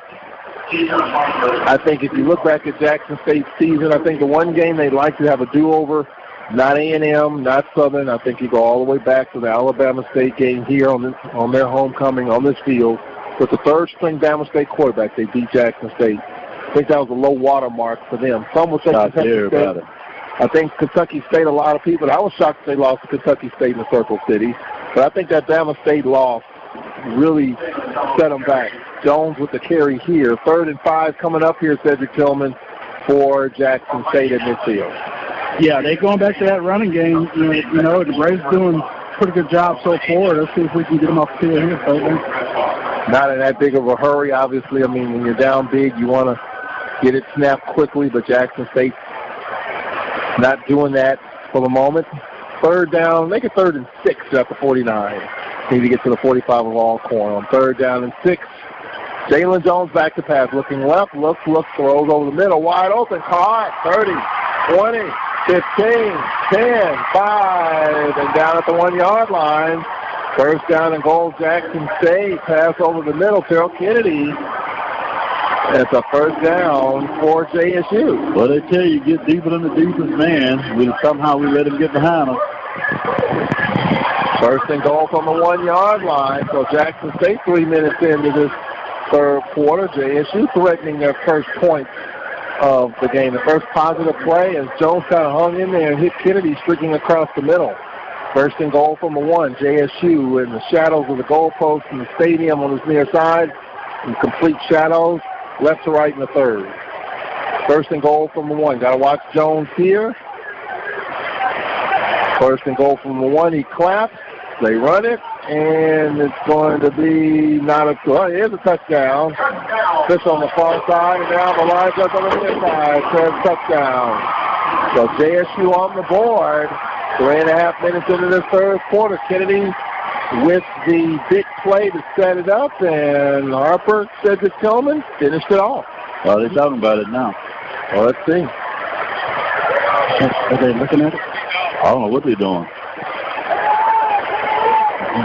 I thought he was in on the initial surge and got pushed backward. Well, it's a touchdown. So I don't know what they could be discussing. Well, Cedric Tillman, JSU on the board. That little play across the middle set it up. Yeah, they had a corner blitz on that time, but I guess we were manned up, and he just got he was wide open going down the middle of the field. That's a big play, but we just got to minimize stuff like that, guys. That's not going to please Cedric Thornton or Fred McNair. Salazar with the PNP. They blow it dead. It's going to be a false start against Jackson State. So 31-6 here in this third quarter. So Jackson State will be backed up 5. 3.5 minutes into this third quarter. 31-6. Well, we didn't think they were going to lay down. And I said when I told you at the end of the first half, you got to keep playing. Like we scored 31, they can do it. So you got to keep playing. So what this will amount to is a 25-yard point after by Salazar. Now back ball down, kick is up, block. And 31-6. So we will take a break. We'll be back after this. 11:32 left in the third. The Braves with a 31-6 lead. We'll take a break. We'll be right back after this. Top of the hour here in Jackson. Back in a minute on the Alcorn Football Radio Network. Hi, this is Jay Miles of WPRL 91.7 FM. And on behalf of me and my family, we want you to know it's that time again. That's right. It's time now for the WPRL 91.7 FM annual Christmas Toy Drive. It's going on now through Monday, December the 23rd, 2018. As always, toys can be dropped off here at the station Monday through Fridays, 8 a.m. to 5 p.m. For pickup, please call 601-877-6290 or 601-877-6594. We're just a phone call away. Or you can email me at jmiles@alcorn.edu or myrtlehendrick@alcorn.edu, and we will be glad to pick up your toys. So on behalf of me, Charles, Jamario, and Myrtle, we want to take this time to thank you in advance for what you've done in the past and what you're going to do for this year's toy drive. As always, help WPRL 91.7 FM make this year's toy drive greater than ever. Jackson State showing a little pride, a little heart. I kind of expected they would come out and do something in this third quarter, and they have done that. Emmanuel Barnes, 31-6, as the PAT was blocked. Yeah, I told Charles this is going to have. You got to keep playing the second half. Not going to lay down, so we got to stay focused and continue to play. Yeah, the worst thing in the world, you go in that 31-point lead and let them slip up on you. We've seen these comebacks. They're rare. A lot of stuff has to happen, and I think Cedric Tillman, I'm sure the Braves got the message now that Jackson State's not going away quietly. Yeah, they just caught them in the blitz there, and they capitalized on it. So the sideline was saying, "Hey, let's get out there and answer it on offense." So these guys coming out here, they're going to compete. They're not going to lay down. Of course, the Braves win, and they'll be playing at home. Second year of the SWAC championship game being on campus, a higher-seeded team. It'll be interesting to see Emmanuel Barnes down the road as this continues. If you have a situation where, let's say, you have a Texas Southern and a Bama State, they don't play each other during the year, and you had one win the division in the East and West, how will they determine where it will go if they don't play each other? And the commissioner did talk about the elaborate. He said elaborate, but I don't think it's quite complicated as he kind of makes it out to be in terms of is it best conference record, overall record. I don't know. I think just in that instance, I probably just go with best overall record. You can't. If they're not playing each other, that's built in. You really can't worry about it. You just got to let them play. All right, here is the return from the 12-yard line to the 15 to the 27 or 28-yard line. The Braves with a 16-yard return. Somebody's down. The Braves return man is down at the 28.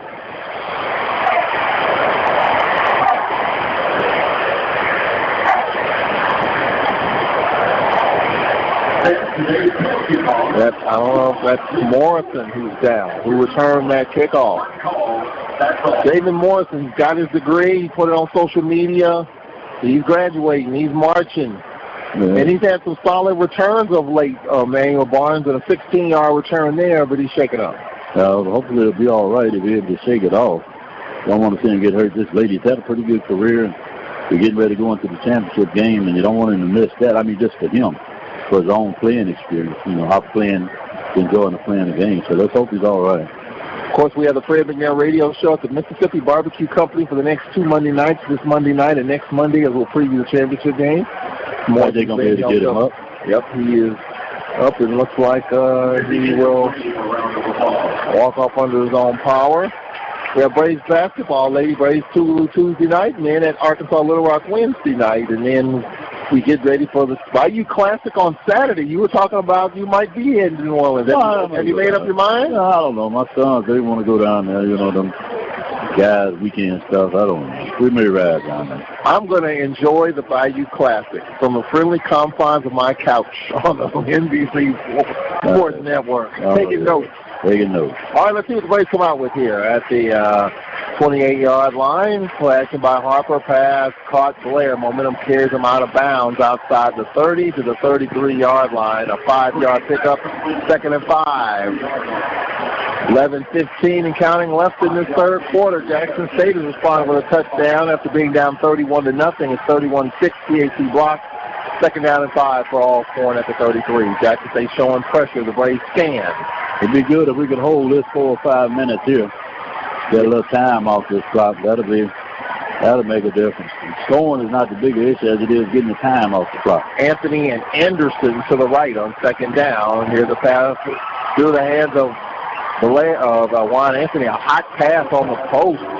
That was dangerous in the middle of the field, Cedric Tillman. All right, so after the 5-yard pickup and the incomplete pass, Braves are facing the 3rd and 5. Yeah, let's see what we do here. I think these defensive backs are playing off a little bit now. They're trying to give them a little respect here. Let's see. They seem to be still one-on-one. Yeah, they're playing now. Now they're coming up on them, though. 3rd down and 5. That stops the clock with 10:44 left. Trying to get Tiger fans fired up. Braves have a big lead, and they want to keep this drive going. 3rd and 5 from the 33. Need to get to the 38. Harper, 3-step drop pass, check down. Carr down sideline for first down. Good hard run. Yeah, we needed that because it's more important to have this clock running now than anything. And it's a first down for the Braves. With that catch, Manuel Barnes on 3rd down was Demetrius Lewis, the tight end. Yeah, he did a good job maintaining his balance and tiptoeing up that line. First down at the 41, new set of down. That's what they talk about when they say effort. He made an effort. Here's a pass on the edge. High, incomplete, intended for Anthony. He dribbles out of bounds. That was a hot pass, and Anthony had some grass in front of him. Yeah, that's just a bad throw for Felix. That was a good play. They hit that one. He's still running. Felix Harper at halftime, 13 of 24, 234 yards. He was sacked twice. He has 4 touchdowns in the first half. 2nd down and 10 from the 41. Braves up 31-6 with 10-10 left in the 3rd. On 2nd down, here's Duffy slipping in the middle of the line for about a half-yard gain. All right, Cedric Tillman, here we go again. 3rd down and long coming up for Alcorn, 3rd and a long 9. Yeah, we're in that spot of the field where it's just beat up right now. Yeah, it's horrible. You can't get any footing right in there. Right. Let's see what we do here. All right, so 3rd down and 9. Be careful here. 9:42 and counting left in the 3rd quarter. 31-6, the Braves with the lead. 3rd down and make it 10 coming up for the Braves. 41. Going right to the back of that J. On 3rd down and 10. The field flag down, and we have maybe a false start. And that will be the 4th pre-snap penalty for the Braves in this game. So 3rd and 15 coming up for Alcorn with 9:27 left in the 3rd. 4 pre-snap penalties. 3rd and 15. Here's a huge play in this second half. JSU just scored. The Braves definitely behind the chains. 3rd and 15 from the 36. On 3rd and 15, Harper back to pass. Looks, steps up. Harper throws. His ball is batted in the air, incomplete.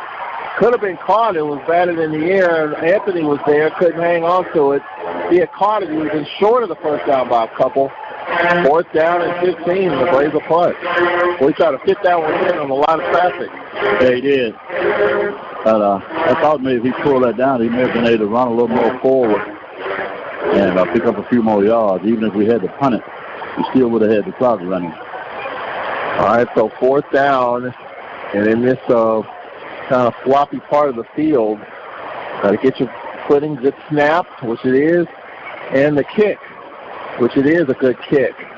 And it's going to take a dead stop at the 19 with 9:10 left in this 3rd quarter. So that's where the Tigers will have it. We'll take a break. 9:10 left in the 3rd, 31-6. The Braves with the lead. Back in a minute on the Alcorn Football Radio Network.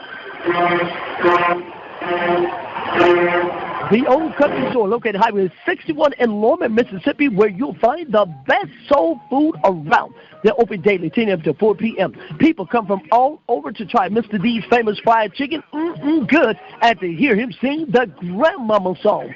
Go by and see Mr. D and his crew. You'll be glad you did. You can call them at 601-437-3661. That's 601-437-3661. The Old Country Store. They're proud supporters of WPRL 91.7 FM and Alcorn football. Go Braves, go. The Old Country Store. Good. Everybody hear me when I say that the blues is back and it's here. Did you know when you donate stuff to Goodwill, you help provide job training for people right here in your community? Goodwill. Donate stuff. Find the nearest donation center. A message from Goodwill and Life. I don't know how we missed. At WKRL 91.7 FM. Jordan Johnson with a 9-yard carry during the break, second down and a yard with 8.5 left in the third, 31-6 on second down. Here's Jones with the first down to the 30-yard line. Needed one, got 3. So first down, Jackson State with 8:20 left in the third quarter. 31-6. The Braves with the lead. First down at the 31-yard line.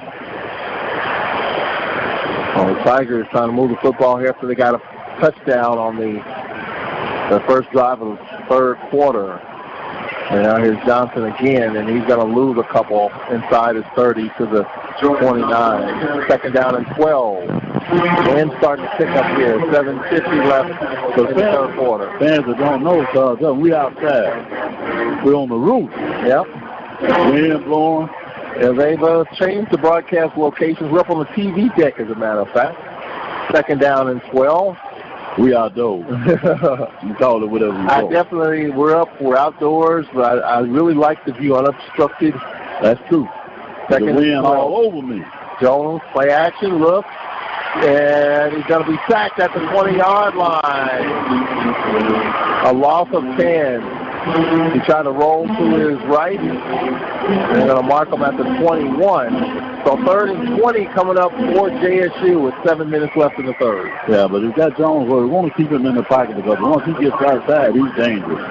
He's a tremendous athlete, and but not the best thrower. So our best out is to keep him in the pocket. Third down and 20 here, Cedric Tillman. Let's see if we can get off the field. Yeah, let's see if we get off the field here. We just don't want them to pick it up, get deep here. Third down and 20 for JSU. Braves up 31-6. Jones play action. Look, dances. There's nothing sacked. Ball's out. Ball. Looks like Jackson State got it. Offensive lineman for Jackson recovery. 6.5 minutes left. Bring up fourth down. That drive went nowhere. They started at the 31-yard line. They wind up at the 14. So a 17-yard loss for JSU on the drive. You must have made it in there. Gleeknon. You added that up in a hurry. Gleeknon at his goal line.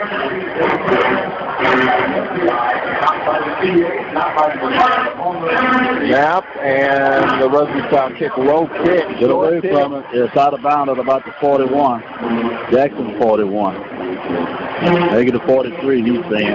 I think it's the 41, but I take it at the 43. We'll take a break with 5:49 left. 31-6 ASU. Back in 1 minute on the Alcorn Football Radio Network.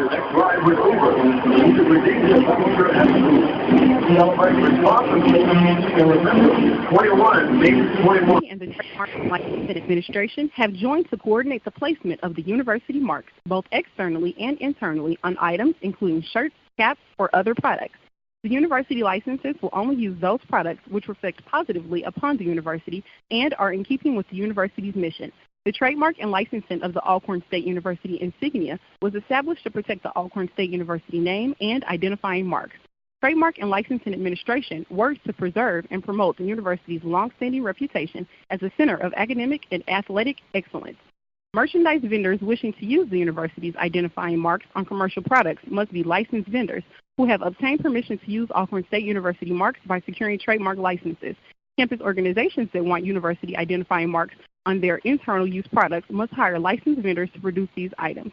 To learn more about the licensing and trademark requirements, visit www.alcorn. We're here at Jackson State University Stadium, Veterans Memorial Stadium. You know, they've been talking for a long time around here, Manuel Barnes, about how long will Jackson State play in this stadium. This the medical center coming, Charles. Yeah, the medical center does own this property, and at some point, what's going to happen? You know, you heard about this Dome Stadium. I see Dr. Bynum. It won't happen. I see an on-campus stadium. They're buying property. So you see all kinds of scenarios out there. I think there is no doubt that Jackson State probably needs an on-campus stadium. Will it be of this size? Probably not. But Cedric Tillman, we've been playing in this old place for a while, and it belongs to Jackson State, but the question is, how long will it stay that way? Yeah, a lot of history in this stadium, man, and, so it's time, you definitely probably don't have the funds to repair it, or whatever repairs. That's not the issue. Yeah, I agree. No, they don't. I agree with you on that. That's not what I'm saying. I didn't mean that, but the bigger issue is who wants it. Here's Jonathan Bolton with a good run. Looked like a horse. That's a face mask. Or a face mask. Yeah. All of them saw that one. So they mark him at the 39-yard line. And a gain of 4. I'm thinking of Dr. Byron, who just walked by us here. Oh, yeah, okay. For President of Mississippi Valley, I remember talking with him in the first year of the newly renovated Harrison Complex when he was Valley president. But the issue here is that if you could look out at the old Jackson Mall, that medical mall over there, that's a tremendous facility. And everything in between the hospital and there, that's UMC wants that. And which would connect them from the hospital here all the way over to the medical mall. You're going to make it a medical corridor. Research and cancer, those things. It's inevitable. So where does that leave Jackson? You try to buy some of that property around them over there somewhere, build a nice place to play. A modern place. From the 24-yard line with the face mask, the Braves go back to the run here. Tripped up by his own lineman and went down. Exactly. Pick up a yard, 2nd down and 9. The real thing, you're seeing newer facilities, the newly renovated Golden Lion Stadium. Of course, Prairie View Stadium is still fairly new. Texas Southern. That's a great facility, Prairie View. Texas Southern refurbishing their old on-campus stadium. Well, they're going to be playing some more games there, yeah? They played their homecoming game there. I hadn't heard that. Yeah, we played there a couple of times. Yeah, we had to call the game from on that scaffold. I remember. Harper back to pass. Goes back shoulder throw. Incomplete. Intended for Tim McNair Jr. on the back shoulder throw. Didn't get his head around quick enough. They'll bring up 3rd down and 9, Cedric Tillman. Here's an interesting deal. 3rd and 9. 41-yard field goal if you don't do anything with this. Let's see what Elliott Radden comes up with 3rd and 9. Yeah, let's see how they play this. I felt like that play was there. Walk close to him and whistle. Throw down territory. Yep, the way the Braves been kicking it, I like to see Blue put a foot into it. They don't do much with this. 3rd down and 9 from the 24. Harper back to pass, looking left all the way, throws, and his ball is caught. A little check down, caught inside the 20 to the 17. 4th and 2 from here. 4th and 2. Fred McNair going to send the kicking unit on to try to get 3 here. 4th down. The offense is ready to snap. I think the Braves going to go for it here. Yeah. Maybe a hard snap count, maybe to draw him off. A ball came out low and he got that field goal blocked in the first half. I'm sure that's on his mind. And he just let it tick down. And keep in mind, he may tick it down and take the time out. But getting the time off the clock is the most important thing. Play clock at 10. Harper.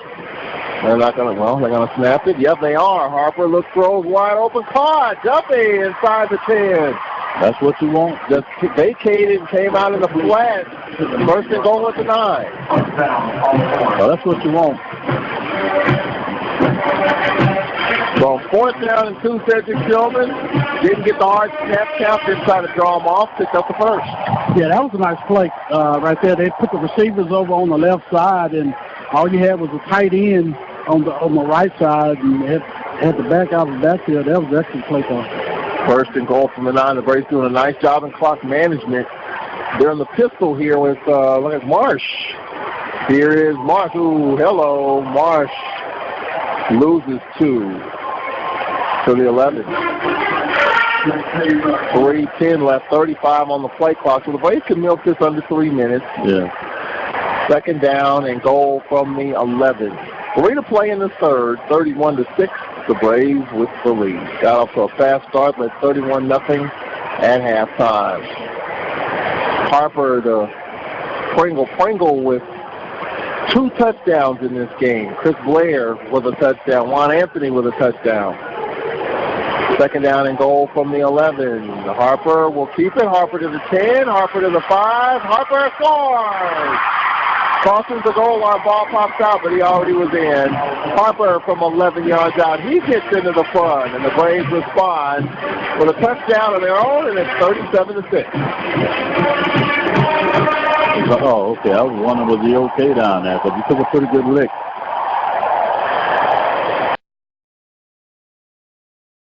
And a half left in this third quarter. Good job of converting the fourth down. Use of the clock, milking it. Yeah. McCullough will hold for Blue with 2.5 left in the third.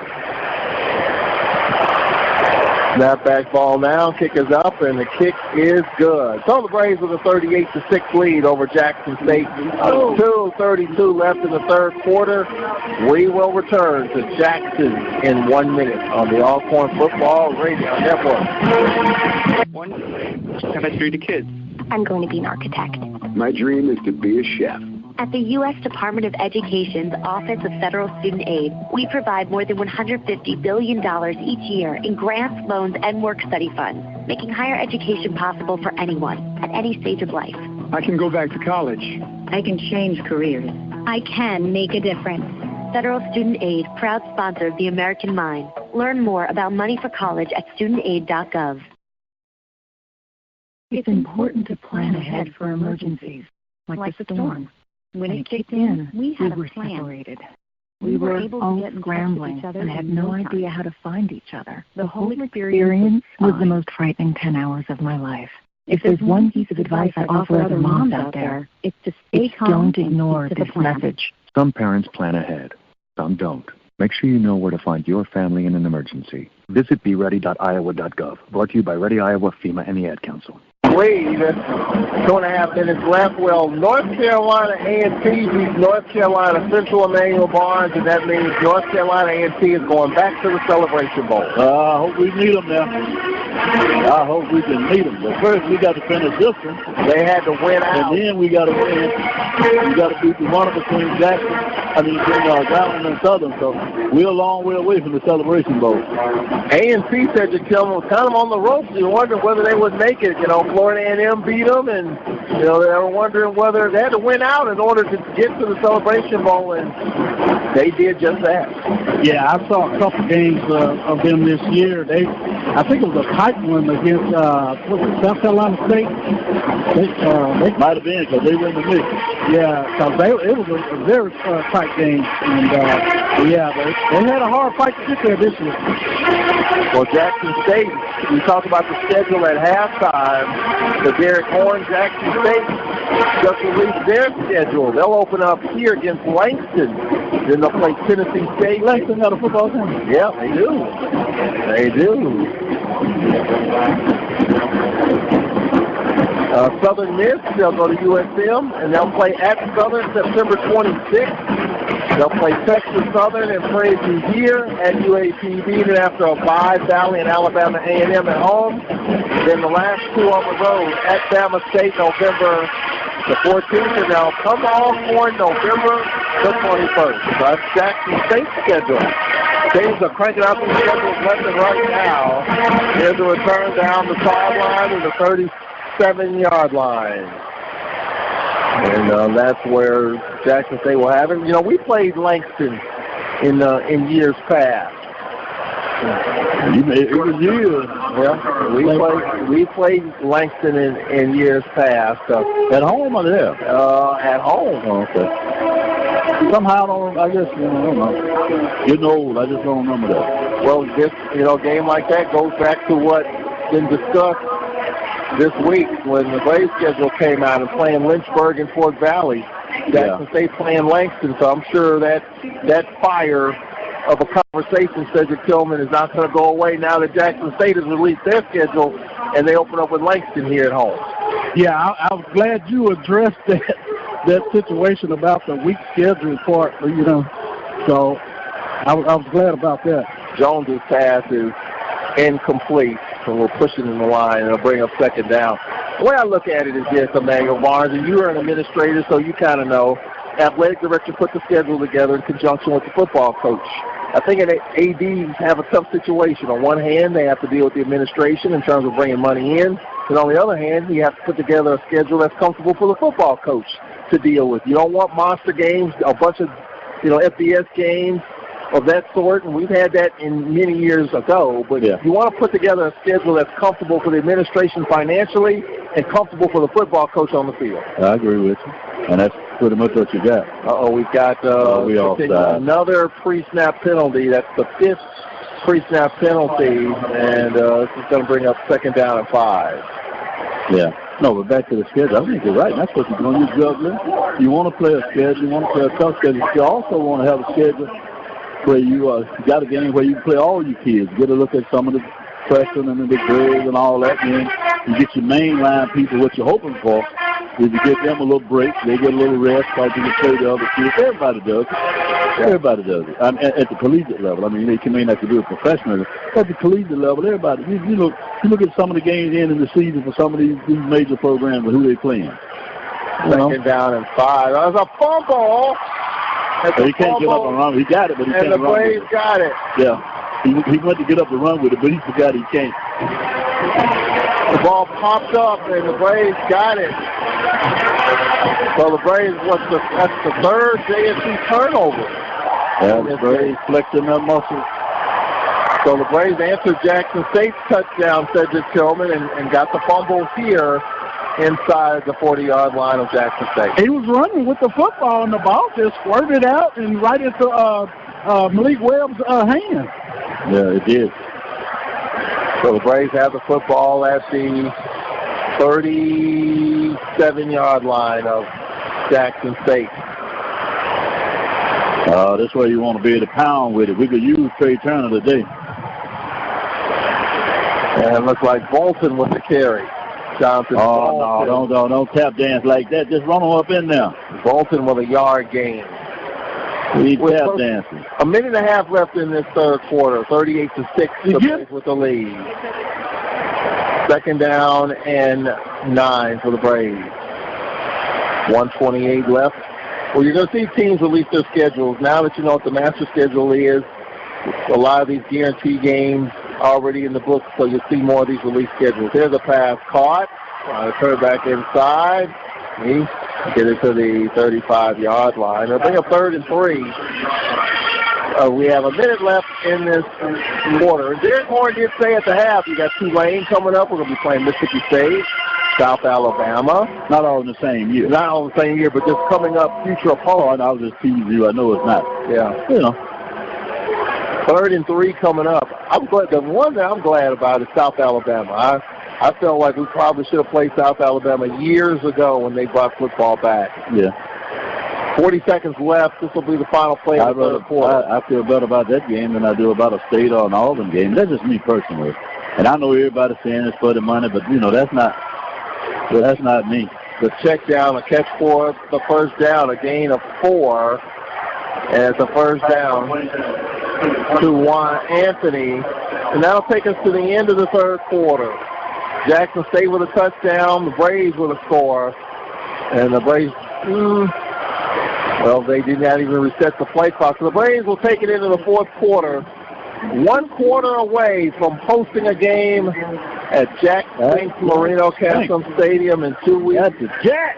Either against Grambling or Southern. The Braves are doing their part, and we'll see what Southern and Grambling does this time next week in the Dome. We'll take a break into the 3rd quarter, 38-6.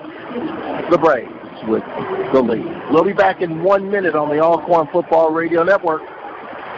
Hi, this is Jay Miles of WPRL 91.7 FM, and on behalf of me and my family, we want you to know it's that time again. That's right, it's time now for the WPRL 91.7 FM annual Christmas Toy Drive. It's going on now through Monday, December the 23rd, 2018. As always, toys can be dropped off here at the station Monday through Fridays, 8 a.m. to 5 p.m. For pickup, please call 601-877-6290 or 601-877-6594. We're just a phone call away. Or you can email me at jmiles@alcorn.edu or Myrtle Hedrick at alcorn.edu, and we will be glad to pick up your toys. So on behalf of me, Charles, Jamario, and Myrtle, we want to take this time to thank you in advance for what you've done in the past and what you're going to do for this year's toy drive. As always, help WPRL 91.7 FM. And Jay Miles walked into the station the other day with several bags, several gifts. So the toy drive's already off to a good start, and you can What you gonna do with the toys, y'all? Give them to kids in Jefferson and Claiborne County. Okay, but I'll donate you some toys. For more information, call the radio station, 601-877-WPRL, 877-6290, 601-877-6594, or you can send J. Miles an email at jmiles@alcorn.edu, and we can pick up your toys from wherever I want the people, every time you read that, you're looking at me, so I guess I'm going to buy y'all some toys if you're looking at me. Help our flag. All jokes aside, that's a good thing you all are doing with PRL for those kids in the communities, and you may never know the value of it, but rest assured, somebody's going to appreciate that. Yeah. And that's a good thing, Jerome, and you guys are doing. I've been there the last couple of years, and you can just see the smiles on the kids' faces, and it's just it's worth it. I mean, just that little smile for that second or two, it's worth it. The Braves have outgained Jackson State in this game 363-102. They've run 16 more plays. The Braves approaching 100 yards rushing, 92 yards. Here's the interesting storyline, Cedric Tillman. Jackson State, 27 carries, 0 yards on the ground. Wow. That's great defense right there. 0 yards. Coming off of game last week against Southern University, in which Harper ran for 208 yards. Then you have Jalen Jones who had over 100 yards rushing. Right, and that's what I thought they were going to come out and do, was try to establish the running game. But the Braves defense is just been stingy all day. So hopefully we can continue that here in the fourth quarter. Of course, on the post game order from Fred McNair and Chris Blair, as Cedric Tillman will get that lined up for us on the post game. Fourth quarter, final quarter of the regular season. Started out in Hattiesburg and Lake Charles, and this is the final quarter. Harper back to pass, underneath route, caught instantly with the catch and dragged down for a 4-yard pickup inside the 25 to the 23-yard line. Underway in the fourth quarter. Gain of 3, 2nd and 7. Is that Harper still in there? Yep, I believe so. How long, I don't know. Oh, I'm looking at the wrong player. No, I didn't mean it that way. I was looking at somebody else that I thought was under center. That's Duffy walking up in the way. Here is Nico Duffy plowing it ahead to the 20. We'll make it to 21. 3rd down and 4.5 coming up. It'll be interesting to see how long Fred McNair plays Felix Harper. I mean, the Braves, barring a total collapse, have this game in the bag. And at what point do you play your 2s here? 3s and 4s. 3rd down and 4 coming up for the Braves here. They're at the 21. They need to get to the 16. Make it 3rd and 5. Minute and 5 into this fourth quarter. Braves can milk this clock. Play clock at 13. 38-6. The Braves with the lead. On 3rd down, Duffy shifts to the left of Harper. He's back to pass, looking left, looks, steps up, down he goes in that muck and mire part of the field. Off back to the original line of scrimmage, 4th down and 10. And now you've got a situation here where you're looking at... You're going to go. You're not going to try the field goal. Not in that slot right there. That field is torn up. Give it to him right there and put the defense back out there. Yep, pass up the 43-yard field goal and try to go for it here on 4th and 11. Underway here in this fourth quarter. Braves with a 38-6 lead. 2.5-hour game. Then I'll let the play clock wind down. Let it tick down. Take the time out. The time off the clock is more important than points.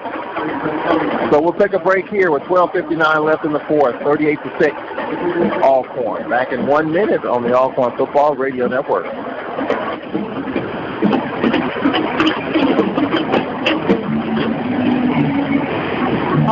University and Trademark and Licensing Administration have joined to coordinate the placement of the university marks, both externally and internally, on items including shirts, caps, or other products. The university licenses will only use those products which reflect positively upon the university and are in keeping with the university's mission. The trademark and licensing of the Alcorn State University insignia was established to protect the Alcorn State University name and identifying marks. Trademark and Licensing Administration works to preserve and promote the university's longstanding reputation as a center of academic and athletic excellence. Merchandise vendors wishing to use the university's identifying marks on commercial products must be licensed vendors who have obtained permission to use Alcorn State University marks by securing trademark licenses. Campus organizations that want university identifying marks on their internal use products must hire licensed vendors to produce these items.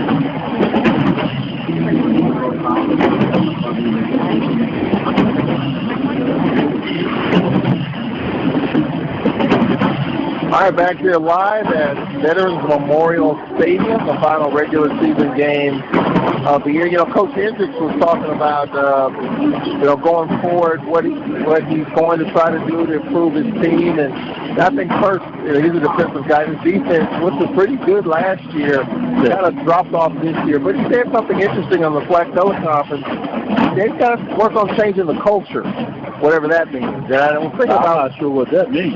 I'm going to take a guess at it. I think that right now, the Tigers, right now, you look at the football program, kind of in a negative situation, a lot of maybe negativity, haven't won, frustrated with losing, and you want to circle the wagons. It's not saying positivity, but, there's some negativity going on, obviously, when you have a program like this that's used to winning, and they haven't, even though they played for the division last year. So it'll be interesting to see how he deals with that, in this offseason and try to clean that up. But I think the defense is where it has to start, Cedric Tillman, because he got the job based on what his defense did last year. They were the number one ranked defense in the league last year, and they've definitely fallen off in 2019.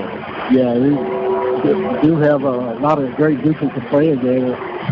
But, you're right. You're definitely right about that. I think they have their quarterback in Jones. You just got to keep working with him, coach him up. He's going to make mistakes. 4th down and 10.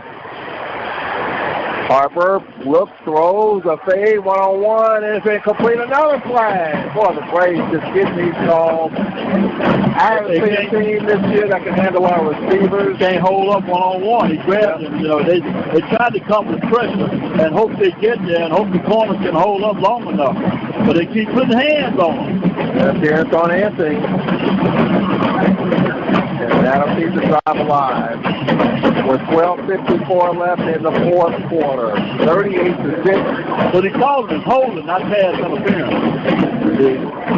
The crowd don't get all excited, but he called holding. He didn't call pass interference. He grabbed him back up here to keep him out of the route. Well, Chris Blair, the senior from Louisville. Chris Blair and Corey McCullough, they've been childhood friends since kindergarten. We talked to them early in the season, and that bond between Blair and McCullough, you see it on social media, it's something special. Best of friends, family. Yeah. 1st and 10 from the 16-yard line. 12:54 left in the 4th quarter. I'm going to say this might be Felix Harper's last. He might play one more after this, even if the Braves score, but I think 2 more at the most. I think he's done. We'll see. 1st down to the 16-yard line. The Braves are in the red zone. Harper play action, throws a bullet, and it's knocked away. Yep. And another flag. Yep. He's holding him. There'll be a hold. It's not pass interference, it's holding. The Braves 5 for 5 in the red zone in this game. All they got to do is keep your hands off of him. With 12:49 left in the 4th quarter. So a couple of holding penalties, Cedric Tillman, and the Braves are marching their way to another touchdown. Man, he was all over. Yeah, he was all over me. Then he turned around and won't know what I did. All right, so 1st down and goal from the 8-yard line of Jackson State. You got to play a different technique. You can't let him inside of him like that. You got to turn him toward the sideline where he got help. Showing pressure, and here is Nico Duffy on the stretch play. Duffy to the 5, Duffy to the 3. Cedric Tillman, you see a lot of football, and you see a lot of Alcorn football. Can you remember a year in which we had so many of our receivers, the defenders being called for holding or pass interference. We saw that in the Southern game that helped us, and we've seen it all year long. Yeah, this is the first. You know, we've had some great receivers over time, but this is probably the best receiving core I've seen. Yep, and you're going to lose Blair, of course, and then have some other ones. I mean, we saw 26 seniors play the final regular season game the other night on second down and goal with Duffy again at the 3. And Fred again, they got a lot of work to do in the offseason. Got some players stepping up, but when you lose 26 seniors in one year, you got a lot of work to do on the recruiting trail. Third and goal coming up for Emmanuel Barnes from the 3. Hand it off again, Charles. I know the crowd won't point and whatnot, but hand that ball off and keep that clock running. March in the back. Run it in, fine. Pistol formation, and Harper looks back at Marsh, see if he's in his pistol formation. And here's Marsh again. All right. Marsh for no gain. All right. That'll bring up fourth down, and you're looking at a 21-yard field goal. Third down right now. Third down, sorry. Yeah. Third down. No, fourth. They said fourth. Yeah. Yeah, that was a third down play. It's fourth and goal. Yep. So you're looking at a 21-yard field goal. Here's a chance to sharpen your kicking game, which could come into play in the SWAC championship game against either Grambling or Southern. I think if it's Southern, you're going to have probably one of the biggest crowds you'll have at Sphinx Castle Stadium in a while. Fill it up. It will overflow. If it's Grambling, I think they'll still show. Snap that ball down, kick is up, low kick, and it is good. Drilled it through. So it's 41-6 with 10:42 left in the fourth quarter. We'll take a break. We'll be right back after this. Time out here on the Alcorn Football Radio Network.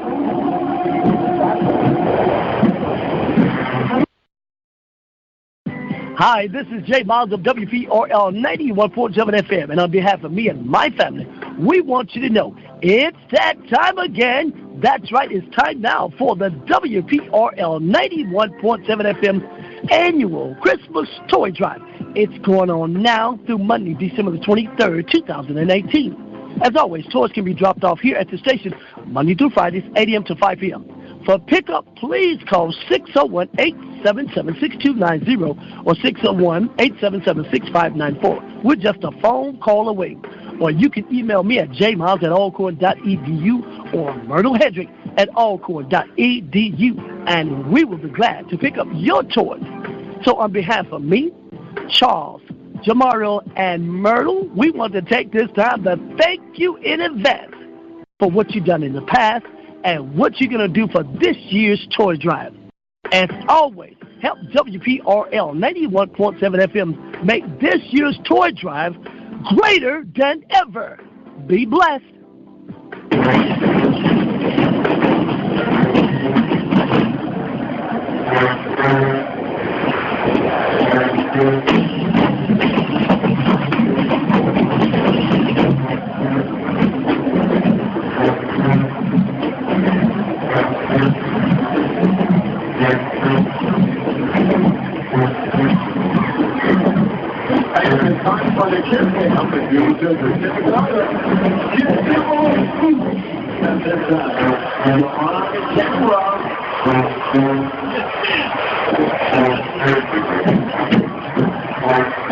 Back here at Veterans Memorial Stadium in Jackson, looking at some of the Facebook posts, and one of the things, Emmanuel Barnes, I noticed about the Jackson State kids is not playing Grambling next year. So obviously, the game. How they manage that? Well, I mean, they're not in the rotation, so they come Grambling rotates off. But you can still play them. The game won't count. Yeah, that's my point. But they count for us. They're our permanent opponent. Yeah. Oh, come on, man. No, I'm not going to do it. I'm not going to say what I want to say. What I was told, and athletic director Derek Horn is going to give me some clarification on it. The two permanent opponents, the one that's closest to you and the one that's furthest away. They need to look at competitiveness. I know what you're talking about. You've told me that before.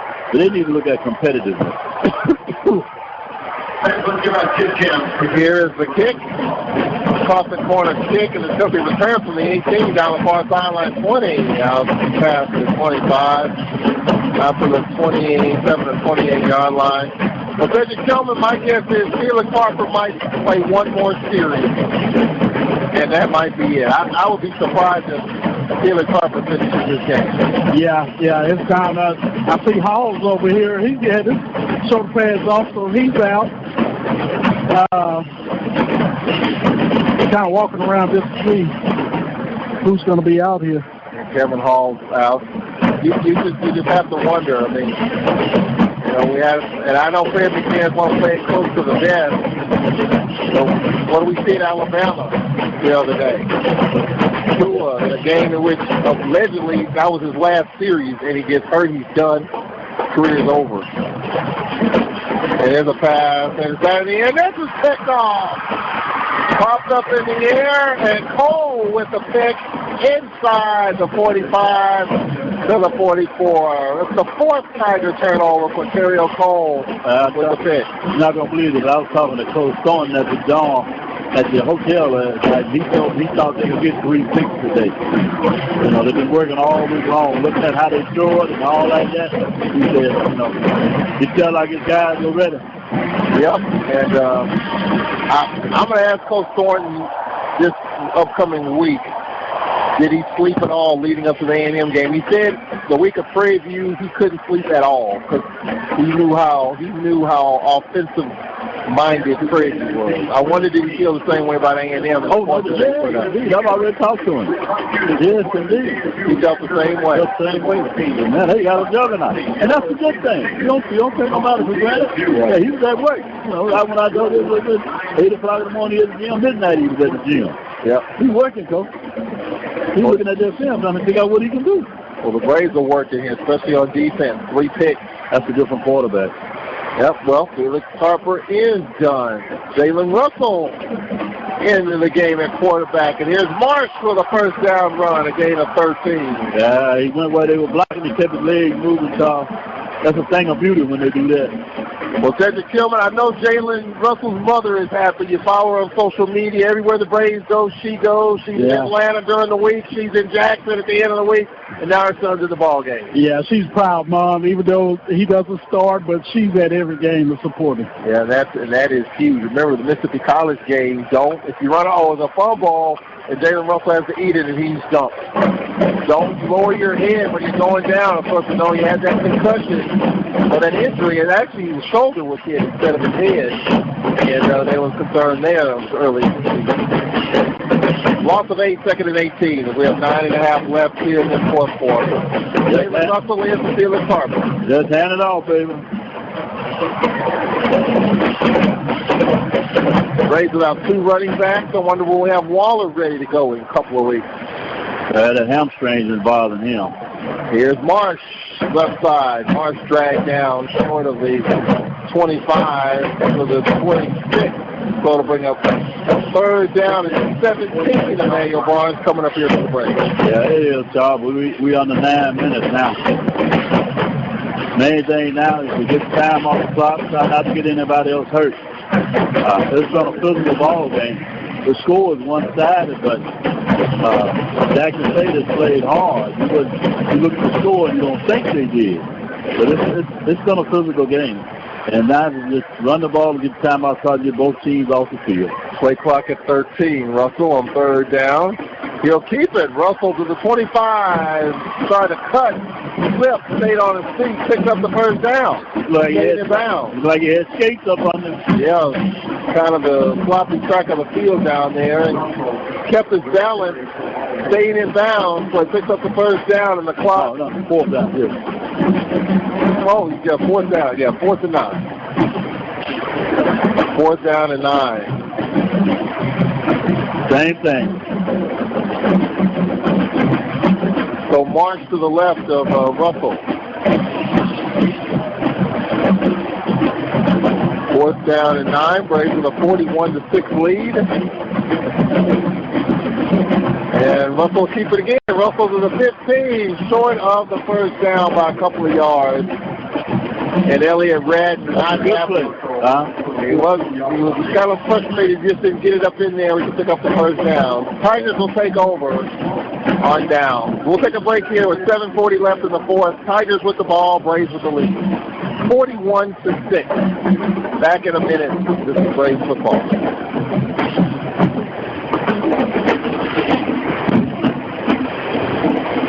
Hi, this is Jay Miles of WPRL 91.7 FM, and on behalf of me and my family, we want you to know it's that time again. That's right, it's time now for the WPRL 91.7 FM annual Christmas Toy Drive. It's going on now through Monday, December the 23rd, 2018. As always, toys can be dropped off here at the station Monday through Fridays, 8 a.m. to 5 p.m.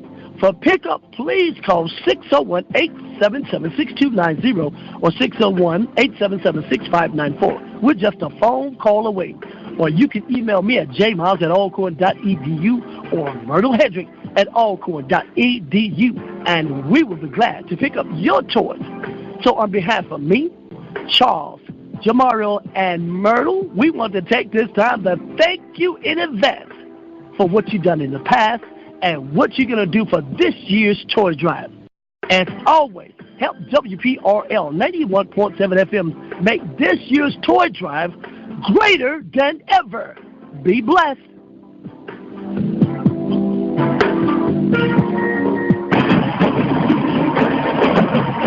On the second down play continues. The Braves are offside. Another pre-snap penalty. I think that's their 6th of the game. They'll have to clean that up for sure. So it's second down and 6, second down and 1 coming up for Jackson State. Under the game for Jalen Jones is done. 6:46 left in this fourth quarter. So Felix Harper out. Duffy out, Marsh in. Jalen Russell and quarterback fumbles and picks it up, going to take off, and he's brought down at the 26-yard line. Gave it a couple, 2nd and 8. Yeah, they saw us on a common of errors with that today. 2nd down and 8. Don't forget the Play of the Game radio show Monday night in Vicksburg at the Mississippi Barbecue Company. Next couple of Monday nights. 2nd down and 8. We'll talk about this game for the half of the season. And next Monday night, we'll look at the Braves championship game opponent. This pass incomplete at the 30-yard line. You look at that one pick. 3rd down and 8 coming up with 6:06 left. Jalen Russell in at quarterback for the Braves in for Harper. I knew you were probably down maybe 1 or 2 more series for Harper. I thought he might play 1 more, but Fairfield can't got him out. Get him out of there. It's cold, it's damp, feel wet, get him out of there. 3rd down and 8 coming up. I know Grambling Tiger fans and Jackson State, Grambling and Southern fans not happy with this result because that means one of those things will be coming up to a 3rd down and go back to the run here. The run, no gain. 4th down. With 5:57 left, well, we saw Grambling recently in Manual Barnes. Obviously, tough loss, 19-16 in overtime, and Southern 27-13. We capitalized on a couple of turnovers. The Jaguars that we turned into scores. One of that value class is going to. What they'll want to do is going to be a tough game. We got to be ready to play. Not sure. You know, I agree with what you said earlier. Defensively, Gamblers going to be in it, so you know they got a chance. But whoever it is, Charles, they're going to be a difficult opponent. We're going to have to play. Both of them are good teams. 5:24 left. The ball. What are you doing? Return on the hop. Oh, yeah. Dang. With 5:14 left at the 42-yard line. We'll take a break with 5:14 left in the fourth. 41-6. The break with the lead on the Jackson State. Back in a minute. This is Braves football. University and the Trademark and Licensing Administration have joined to coordinate the placement of the university marks, both externally and internally, on items including shirts, caps, or other products. The university licenses will only use those products which reflect positively upon the university and are in keeping with the university's mission. The trademark and licensing of the Alcorn State University insignia was established to protect the Alcorn State University name and identifying marks. Trademark and Licensing Administration works to preserve and promote the university's long-standing reputation as a center of academic and athletic excellence. Merchandise vendors wishing to use the university's identifying marks on commercial products must be licensed vendors who have obtained permission to use Alcorn State University marks by securing trademark licenses. Campus organizations that want university identifying marks on their internal use products must hire licensed vendors to produce these items. To learn more about the licensing and trademark requirements, visit www. Back here live at Veterans Memorial Stadium in Jackson. Braves with a 41-6 lead, 5:14 away from wrapping up the top seed and hosting the SWAC championship game in 2 weeks. The ticket information will be released coming up on Monday from the Athletic Business Office, so get your tickets. And then we wait on the Bayou Classic. We'll see. I mean, if Southern wins that game, I'll tell you what, it'll be a wonderful crowd. I think it'll be a great crowd anyway. Yeah. You know, we talked about what happened against Grambling. Against Southern, you know, we built that 27-6 lead, and you know the storyline coming into that game was whether McDaniel would get the start at quarterback or with Darius Skelton. Skelton got the start. He struggled. McDaniel came in with the bulk of the game, and he didn't do much. Even though Skelton led them to that one score, he led them to the first and the last score of the game. Yeah. And, you know, it'll be interesting to see. Skelton right now is the quarterback for Southern University. I was holding my breath in that fourth quarter, said to Tillman, and we'll get your thoughts on this coming up here. As Diamond Buffalo in with 5:14 left, marching in the backfield. The Braves have it up to 43. They're on 43. Just basically handing the ball off, and this was blow the whistle. All right, trying to get set. 5:14 left. Russell in his second series in for Felix Harper. Jackson State showing pressure. Here's Marsh, made immediately in his gang tackle and dropped for a loss of about 6. You know, Cedric, I was holding my breath in that Southern game that I knew at some point that Skelton would come back into the game, and with about, 6 minutes left, he did, and marched them right down the field.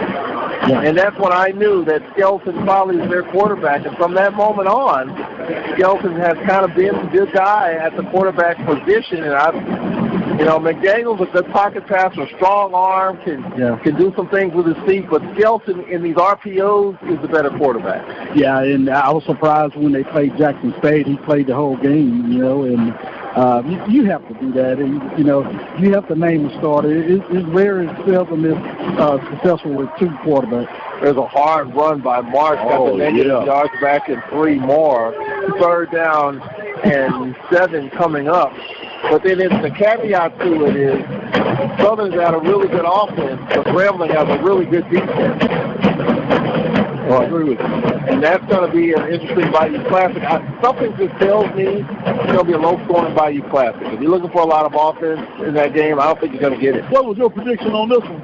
I'm not afraid to say it. If I'm wrong, I'm wrong. I was on Channel 12 on their online tailgate show. I said 26-24 Alcorn. Something told me it was just going to be a close game based on what Jackson State had been doing. Yeah, they were eliminated. They were 4 more points. I didn't think it would be 41-6, I can tell you that. 3.5 minutes left. Here's Marsh with the carry on 3rd and short. Got it to the 49, where he's short by 5 yards. I mean, did anyone think it would be 41-6? I don't know about the score, but I thought that the only way they'd be in the game is if we were looking past them. I thought, the only thing that would help them is if our mind was on the championship game and not on this game. If we focusing on this game, I didn't think they would stay on the field with us. And that definitely has happened despite some turnover so early.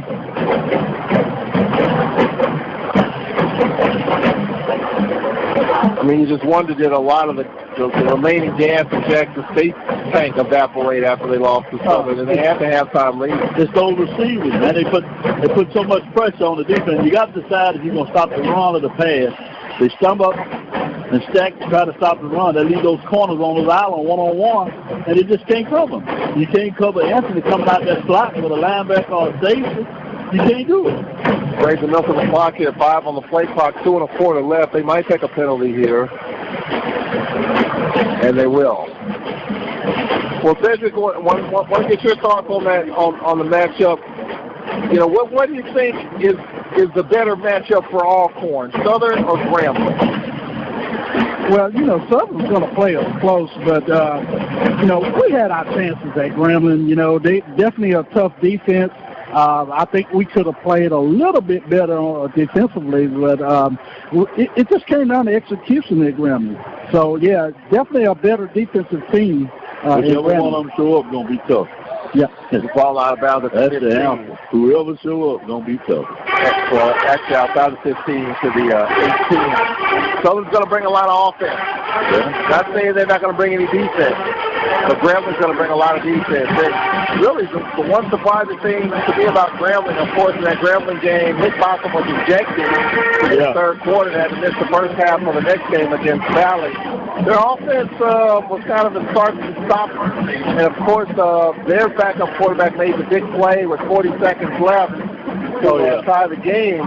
But, you know, Grambling, in terms of big-time playmakers, I mean, Nick Bottom can make some plays, but that Grambling defense, you even talked about it, how Grambling front four up front really was played well.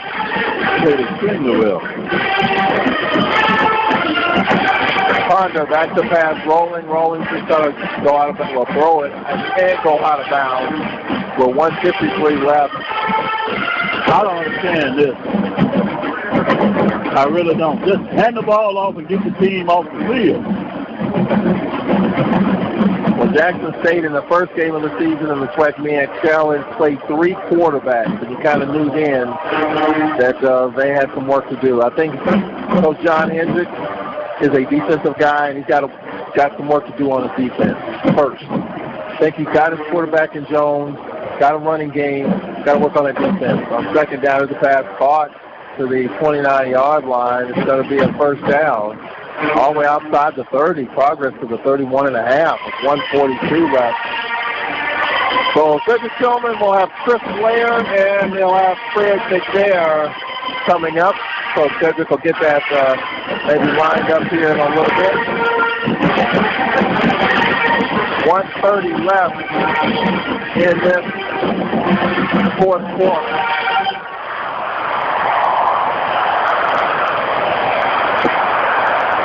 Jackson State kind of swinging it around here up to the 40-yard line with 1:15 left. We'll stick around for the post-game show coming up. Of course, the Alcorn Ode, and we'll hear from Fred McNair and Chris Blair coming up. 1:15 left. The Braves will be playing at home, boys. Good. As Fred McNair likes to say, play on your own grass. That's a good way to put it. Yeah. Second down and a couple. Ponder, 3-step drop pass, caught on the post to the 50, 49, kind of backpedal to the 50. I'll give the progress to the 49 as the first down with 1:06 left here in this fourth quarter. So the road to the SWAC championship for the second year in a row goes to... You know what's going to happen here, right? He had a couple of completed passes. Now the fans going to say he should have been playing him the whole game. We got all kind of mop-up reserves out there. That's not what they're going to look at. We should have been doing this all the time. Ponder back to pass, steps up. Ponder to the 45. Now, I think Jones is at quarterback in my opinion, and that's just my opinion for whatever it's worth. And a timeout taken by the Braves defense here. We got to play a hurt. Seconds left. I think the Braves did take a timeout, and a player is down at the same time. Well, Cedric Tillman, you know, you look at this Braves team, and we've talked about it a little bit, and Fred McNair won't, but we can. This Braves team's got some injuries. We're missing 2 of our backs. Priority's out for the year. We've had guys miss games. We had Waller miss games. We had Nico Duffy miss a game. Of course, Noah Johnson goes down. So this Braves team has had to, you know, dodge injuries and deal with injuries all year long. Yeah, it was all around. Bolton was out a game. It was that Kinsler was out. Yeah. Another safety. It's just different games. You know, starting stage out. Your defensive ends having surgery tomorrow. The other linebacker out. Your starting running back is out. So you've been nicked up, but you got to play. Yeah. And they played today. And for the Braves, Wayne Jones, the defensive lineman, walks off under his own power. 31 and a half seconds remaining. Ponder in at quarterback here for Jalen Jones.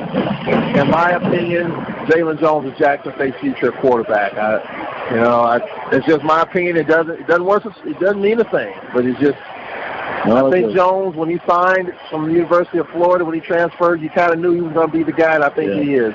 Going to make mistakes here, the pass high, incomplete. And that's the thing. In today's football, you have impatience, you have growing pains, and there's a balance, Emmanuel Barnes, between impatience and growing pains. You have a quarterback, especially at that position, who has not been at that position, who's new to a system, there's going to be growing pains. Steele Carper had his growing pains in the McNeese game trying to get in there, and then from that fourth quarter on, it's just been, uphill for him. Yeah, I agree with you 100%. But they're going to have to do a little bit more to get a quarterback. They got other issues. Third down, Ponder pass incomplete. Receiver slip on the cut to the inside. That stops the clock with 20 seconds left. I really don't get this. 20 seconds, you're throwing the ball around out there in that mud. That kid just slipped right there. He slipped the wrong way, and now you got an ACL going. Hand the ball off and get out of here. Fourth down and 7 for Jackson State. To the right of Ponder. Braves with a 41-6 lead. Ponder, 3-step drop. There's a pass incomplete. And that'll do it. That's 15 seconds left. So Jalen Russell will take the final snap of the 2019 season, a season that started in Hattiesburg against USM. And USM's playing for a Conference USA title. And the Braves are going to be doing the same thing in 2 weeks against either Southern or Graham. Well, hopefully these 2 weeks we can get some of these hamstrings and stuff together. Waller should be ready. There's no hope for Creo. He's going to have that ACL surgery, but there are a couple of other people with those soft injuries who may be able to get them back. Waller with that hamstring, get that warmed up, and maybe he'll be ready to go. I wonder what the Braves are taking. I see Nico Duffy out there. Bolton. And we're going to snap the ball and go down. That's why Hopper's in the game. Not Hopper, what's called Duffy's in the back. We're going to snap it and go down. If they don't call timeout, this is it. Well, take a knee. There you go. Take a knee. And get this over. And that will do it. John Hendricks, Fred McNair will shake hands. We'll check in with Cedric Tillman. He'll have Chris Blair. We'll have Fred McNair. As the Braves beat Jackson State 41-6, they won the East last week. Check off that on the bucket list. And with the win today, they have a home game for the Flex Championship. Check that off on the bucket list as well. Halfway there. We'll take a 1-minute break. Fred McNair coming up, Chris Blair coming up on the post-game show. Final score, 41-6. The Braves with the win in a 3-hour, 4-minute game. Back in 1 minute on the Alcorn Football Radio Network. Serving the community through faith and athletics. The Open Mic Broadcast Network.